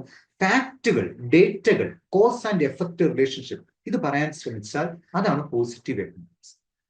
മനസ്സിലായോ? അപ്പൊ ഒരു എക്കോണമിയിൽ for example an increase in income tax rate reduce disposable income. ശരിയല്ലേ? ഇൻകം ടാക്സ് കൂടുമ്പോൾ ഒരാളുടെ ഡിസ്പോസിബിൾ ഇൻകം കുറയും. എന്താ ഡിസ്പോസിബിൾ ഇൻകം എന്ന് പറഞ്ഞു കഴിഞ്ഞാൽ ഒരാൾക്ക് ചെലവഴിക്കാവുന്ന ഇൻകം അല്ലെ. എനിക്ക് 100 രൂപ ഉണ്ടെങ്കിൽ ടാക്സ് കൊടുത്താൽ ടാക്സ് കൊടുത്തു കഴിഞ്ഞാൽ ഇപ്പൊ 100 രൂപ എനിക്ക് കിട്ടി, ഒരു ഗവൺമെന്റ് ജോലി എനിക്കുണ്ട്, 100 രൂപയാണ് എന്റെ മാസ വരുമാനം. ഞാൻ ടാക്സ് ആയിട്ട് 10% കൊടുത്തു, 10 രൂപ കൊടുത്തു, ബാക്കി 90 രൂപ എനിക്ക് ചെലവഴിക്കാൻ പറ്റുന്ന ഇൻകം ആണ്. അതാണ് ഡിസ്പോസിബിൾ ഇൻകം അല്ലെ. ഇൻകം ടാക്സ് കൂട്ടിക്കഴിഞ്ഞാൽ എന്ത് ചെയ്യും? ഡിസ്പോസിബിൾ ഇൻകം കുറയും. ശരിയല്ലേ? ഇതൊരു ഫാക്റ്റ് ആണ്. ഇനി ഇന്ത്യയുടെ GDP grew by 7% in the last കഴിഞ്ഞ ഫിസിക്കൽ ഇയർ എപ്പോഴാ? April 1 to March 31st അല്ലെ. ഒരു ഫിസിക്കൽ ഇയർ, ഒരു ഫിനാൻഷ്യൽ ഇയർ എപ്പോഴാണ്? April 1 to March 31st. Clear? GDP 7% കൂടി, 7% കൂടി. ക്ലിയർ? എന്ന് പറഞ്ഞ ഒരു ഫാക്റ്റ് ആണ്. ഇതൊക്കെ പോസിറ്റീവ് എക്കണോമിക്സ്. അപ്പോ എന്താ ഇതിന്റെ പ്രത്യേകത? എന്താ? ഒബ്ജക്റ്റീവ് ആൻഡ് ഫാക്ട് ബേസ്ഡ് ആണ് positive economics. Descriptive in nature ആണ്, ക്യാൻ ബി ടെസ്റ്റഡ് ആണ്. അതിന്റെ വാലിഡിറ്റി നമുക്ക് എന്ത് ചെയ്യാം? എവിഡൻസ് ഉപയോഗിച്ച് ടെസ്റ്റ് ചെയ്യാം. ഇതാണ് പോസിറ്റീവ് എക്കണോമിക്സ്. വളരെ ഇമ്പോർട്ടന്റ് ആണ്. എന്നാൽ നോമിറ്റീവ് എക്കണോമിക്സ് എന്ന് പറഞ്ഞാൽ എന്താ? വാട്ട് ഓട്ട് ടു ബി, എങ്ങനെയായിരിക്കും. പോസിറ്റീവ് എക്കണോമിക്സ് എന്ന് പറഞ്ഞാൽ വാട്ട് ഈസ് എന്ന് പറയുന്നതാണ്. അതിവിടെ എഴുതിയിട്ടില്ല, നിങ്ങൾ ശ്രദ്ധിച്ചു വേണേ. വാട്ട് ഈസ്, എന്താകുന്നു, അല്ലെങ്കിൽ വാട്ട് വാസ്, എന്തായിരുന്നു, ഇതൊക്കെ പറയാൻ ശ്രമിക്കുന്നതാണ് പോസിറ്റീവ്. എന്നാൽ നോമിറ്റീവ് എക്കണോമിക്സ് എന്ന് പറഞ്ഞാൽ എന്താ? What ought to be. Clear? അവിടെ എന്തുണ്ട്? ഒപ്പീനിയൻസ്. ഇങ്ങനെ ആയിരുന്നെങ്കിൽ അങ്ങനെ ആയിരിക്കുമായിരുന്നു. ഞാൻ പറയാറില്ലേ, നമ്മളൊക്കെ പറയാറില്ലേ, എങ്ങനെ? ഞാൻ അവിടെ പോയിരുന്നെങ്കിൽ അത് സാധ്യമാകുമായിരുന്നു. പോയില്ല, കാര്യം നടന്നില്ല, ഫാക്ട് ഇല്ല, ഡേറ്റ ഒന്നുമില്ല. ഇങ്ങനെ ഒപ്പീനിയൻ, വാല്യൂസ്, ജഡ്ജ്മെന്റ്സ് ഒക്കെ പറയാൻ ശ്രമിക്കുന്ന അങ്ങനെ ഏതെങ്കിലും കാര്യങ്ങൾ എക്കണോമിക്സ് പറയാൻ ശ്രമിച്ചാൽ അത് നോമിറ്റീവ് എക്കണോമിക്സ് ആണ്. അത് സബ്ജക്റ്റീവ് ആണ്, ഒപ്പീനിയൻ ബേസ്ഡ് ആണ്, പെർസ്പെക്റ്റീവ് ഇൻ നേച്ചർ ആണ്, കനോട്ട് ബി ടെസ്റ്റഡ് ഓർ നമുക്ക് പ്രൂവ് ചെയ്യാനോ ഒന്നിനും പറ്റില്ല. മനസ്സിലായോ? അടുത്ത വർഷം നമ്മുടെ തൊഴിലുറപ്പ് പദ്ധതിയിൽ ഒരു 100 കോടി അനുവദിച്ചെങ്കിൽ കുറെ പേർക്ക് ജോലി കിട്ടിയേനെ. അതൊക്കെ ഒരു ഒപ്പീനിയൻ ആണ്. അതൊക്കെ നമുക്കിങ്ങനെ എക്കണോമിക്സ് പറയാറുണ്ട്. അപ്പൊ അങ്ങനെയൊക്കെ പറയാൻ ശ്രമിച്ചാൽ അത് നോമിറ്റീവ് എക്കണോമിക്സ്. മനസ്സിലാവുന്നുണ്ടോ? അപ്പോ ഒബ്ജക്റ്റീവ് ആൻഡ് ഫാക്ട് ബേസ്ഡ് ആണ് പോസിറ്റീവ്. എന്നാൽ നോമിറ്റീവ് സബ്ജക്റ്റീവ് ആൻഡ് വാല്യൂ ബേസ്ഡ് ആണ്, മറക്കണ്ട. ഇനി പോസിറ്റീവ് എക്കണോമിക്സിന്റെ ഫോക്കസ് വാട്ട് ഈസ് എന്ന് പറയാൻ ശ്രമിക്കുന്നതാണ് പോസിറ്റീവ്. നോമിറ്റീവ് എന്താണ്? വാട്ട് ഓട്ട് ടു ബി എന്ന് പറയാൻ ശ്രമിക്കുന്നതാണ്. ടെസ്റ്റ് നോക്കുകയാണെങ്കിൽ പോസിറ്റീവ് ആണെങ്കിൽ പോസിറ്റീവ് സ്റ്റേറ്റ്മെന്റുകൾ, പോസിറ്റീവ് എക്കണോമിക്സിലെ സ്റ്റേറ്റ്മെന്റുകൾ നമുക്ക് എന്ത് ചെയ്യാം? ടെസ്റ്റ് ചെയ്യാം. അതിന്റെ വാലിഡിറ്റി എവിഡൻസ് ബേസിൽ നമുക്ക് ടെസ്റ്റ് ചെയ്യാൻ പറ്റും. എന്നാൽ നോമിറ്റീവ് ഒപ്പീനിയൻ നമുക്ക് ടെസ്റ്റ് ചെയ്യാനൊന്നും പറ്റത്തില്ല, പ്രൂവ് ചെയ്യാനും പറ്റത്തില്ല. അത് വാല്യൂ, ഒരാളുടെ ഒപ്പീനിയൻ ആണ്, വാല്യൂ ജഡ്ജ്മെന്റ്സ് ആണ്. മനസ്സിലാവുമെന്ന് വിശ്വസിക്കും. ക്ലിയർ ആണോ? ഇത്രയാണ് എക്കണോമിക്സിനെ കുറിച്ച് ഒരു വലിയൊരു ഇൻട്രൊഡക്ഷൻ പറയാൻ ശ്രമിച്ചാൽ ഇത്രയാണ്. മനസ്സിലായോ? നമ്മൾ എന്തൊക്കെ ഡിസ്കസ് ചെയ്തു നമ്മൾ ഒരു നിമിഷം പെട്ടെന്ന് ഓർത്തു വരാം. അപ്പോ എക്കണോമിക്സ് എന്താണെന്ന് നമ്മൾ ഡിസ്കസ് ചെയ്തു. ആഡം സ്മിത്തിനെ കുറിച്ച് നോക്കി, ദാദാഭായ് നവറോജിയെ കുറിച്ച് നോക്കി, എക്കണോമിക്സിന്റെ ഡെഫിനിഷൻ നോക്കി, അവിടെ എക്കോണമി എന്താണെന്ന് പറഞ്ഞു, ടൈപ്സ് ഓഫ് എക്കോണമി പറഞ്ഞു, ബേസിക് എക്കണോമിക് ആക്ടിവിറ്റീസ് ഡീൽ ചെയ്യുന്നതാണ് എക്കോണമി എന്ന് പറഞ്ഞു. ആ എക്കണോമിക് ആക്ടിവിറ്റീസ് ആയ പ്രൊഡക്ഷൻ, കൺസംപ്ഷൻ, ഡിസ്ട്രിബ്യൂഷൻ നോക്കി. അത് നടക്കുന്ന സെക്ടേഴ്സ് നോക്കി, production sector, consumption, government, external sector, economics definite wealth, welfare, scarcity, growth നോക്കി, മൈക്രോ മാക്രോ ഡിഫറൻസ് ചെയ്ത് നമ്മൾ പഠിച്ചു, വളരെ ഇമ്പോർട്ടന്റ് ആണ്. സെൻട്രൽ പ്രോബ്ലംസ്, ഒരു എക്കോണമിയിൽ സെൻട്രൽ പ്രോബ്ലം എന്താണെന്ന് ചോദിച്ചാൽ allocation, fuller utilisation of resource, growth of resource. Allocation of resources, fuller utilisation of resources, growth of resources. റിസോഴ്സിനെ എങ്ങനെ അലോക്കേറ്റ് ചെയ്യും, എങ്ങനെ ഫുള്ളി യൂട്ടിലൈസ് ചെയ്യും, റിസോഴ്സിനെ എങ്ങനെ വളർത്തും, ഇതിനൊക്കെയുള്ള കാരണം, ഇതൊക്കെ ഈ ഒരു പ്രോബ്ലം ഉണ്ടാകുന്നതിനുള്ള പ്രധാനപ്പെട്ട കാരണം സ്കേഴ്സിറ്റി ഓഫ് റിസോഴ്സിന് സ്കേഴ്സ് ആണ് നമ്മൾ ഡിസ്കസ് ചെയ്തു. ദെൻ അതിനുശേഷം നമ്മൾ എന്ത് ചെയ്തു, അങ്ങനെ അലോക്കേഷൻ പഠിച്ചു, what to produce, how to produce, for whom to produce. അതിൽ വാട്ട് ടു പ്രൊഡ്യൂസ് പറയുന്നത് what should be produced and what quantities എന്ന് നമ്മൾ പറയുക. ഹൗ ടു പ്രൊഡ്യൂസിൽ ടെക്നോളജി മെത്തേഡ്സ് ആണ്, രണ്ട് ടെക്നോളജിയാണ്, labour intensive, capital intensive. For whom to produce നമ്മൾ ഡിസ്കസ് ചെയ്തത് എന്താണ്, ഈ പോപ്പുലേഷനിൽ ആർക്ക് എന്ത് ചെയ്യപ്പെടും, ആർക്ക് വേണ്ടി പ്രൊഡ്യൂസ് ചെയ്യാൻ വേണ്ടി റിസോഴ്സസ് അലോക്കേറ്റ് ചെയ്യും എന്നുള്ളതാണ്. പിന്നെ ഫുള്ളർ യൂട്ടിലൈസേഷൻ, ഗ്രോത്ത് നമ്മൾ ഡിസ്കസ് ചെയ്തു. പോസിറ്റീവ്, നോമിറ്റീവ് നോക്കി. വാട്ട് ഈസ് എന്ന് പറയാൻ ശ്രമിച്ചാൽ positive, what ought to be എന്ന് പറയാൻ ശ്രമിച്ചാൽ നോമിറ്റീവ്. ഒബ്ജക്റ്റീവ് ബേസ് ചെയ്തിട്ടുള്ളത് പോസിറ്റീവ് ആണ്, സബ്ജക്റ്റീവ് നോമിറ്റീവ് ആണ്. ദെൻ പിന്നെ എക്സാമ്പിൾസ് നമ്മൾ നോക്കി. അപ്പോൾ ഒപ്പീനിയൻ ഒക്കെ പറയാൻ ശ്രമിച്ചാൽ അത് നോമിറ്റീവ് ആണ്. ഇത് ഒരുപാട് വട്ടം പരീക്ഷയ്ക്ക് ചോദിച്ചിട്ടുള്ളതാണ്. ക്ലിയർ ആണെന്ന് വിചാരിക്കുന്നു. അപ്പോൾ ഇൻട്രൊഡക്ഷൻ പാർട്ട് നമ്മൾ കവർ ചെയ്തിട്ടുണ്ട്.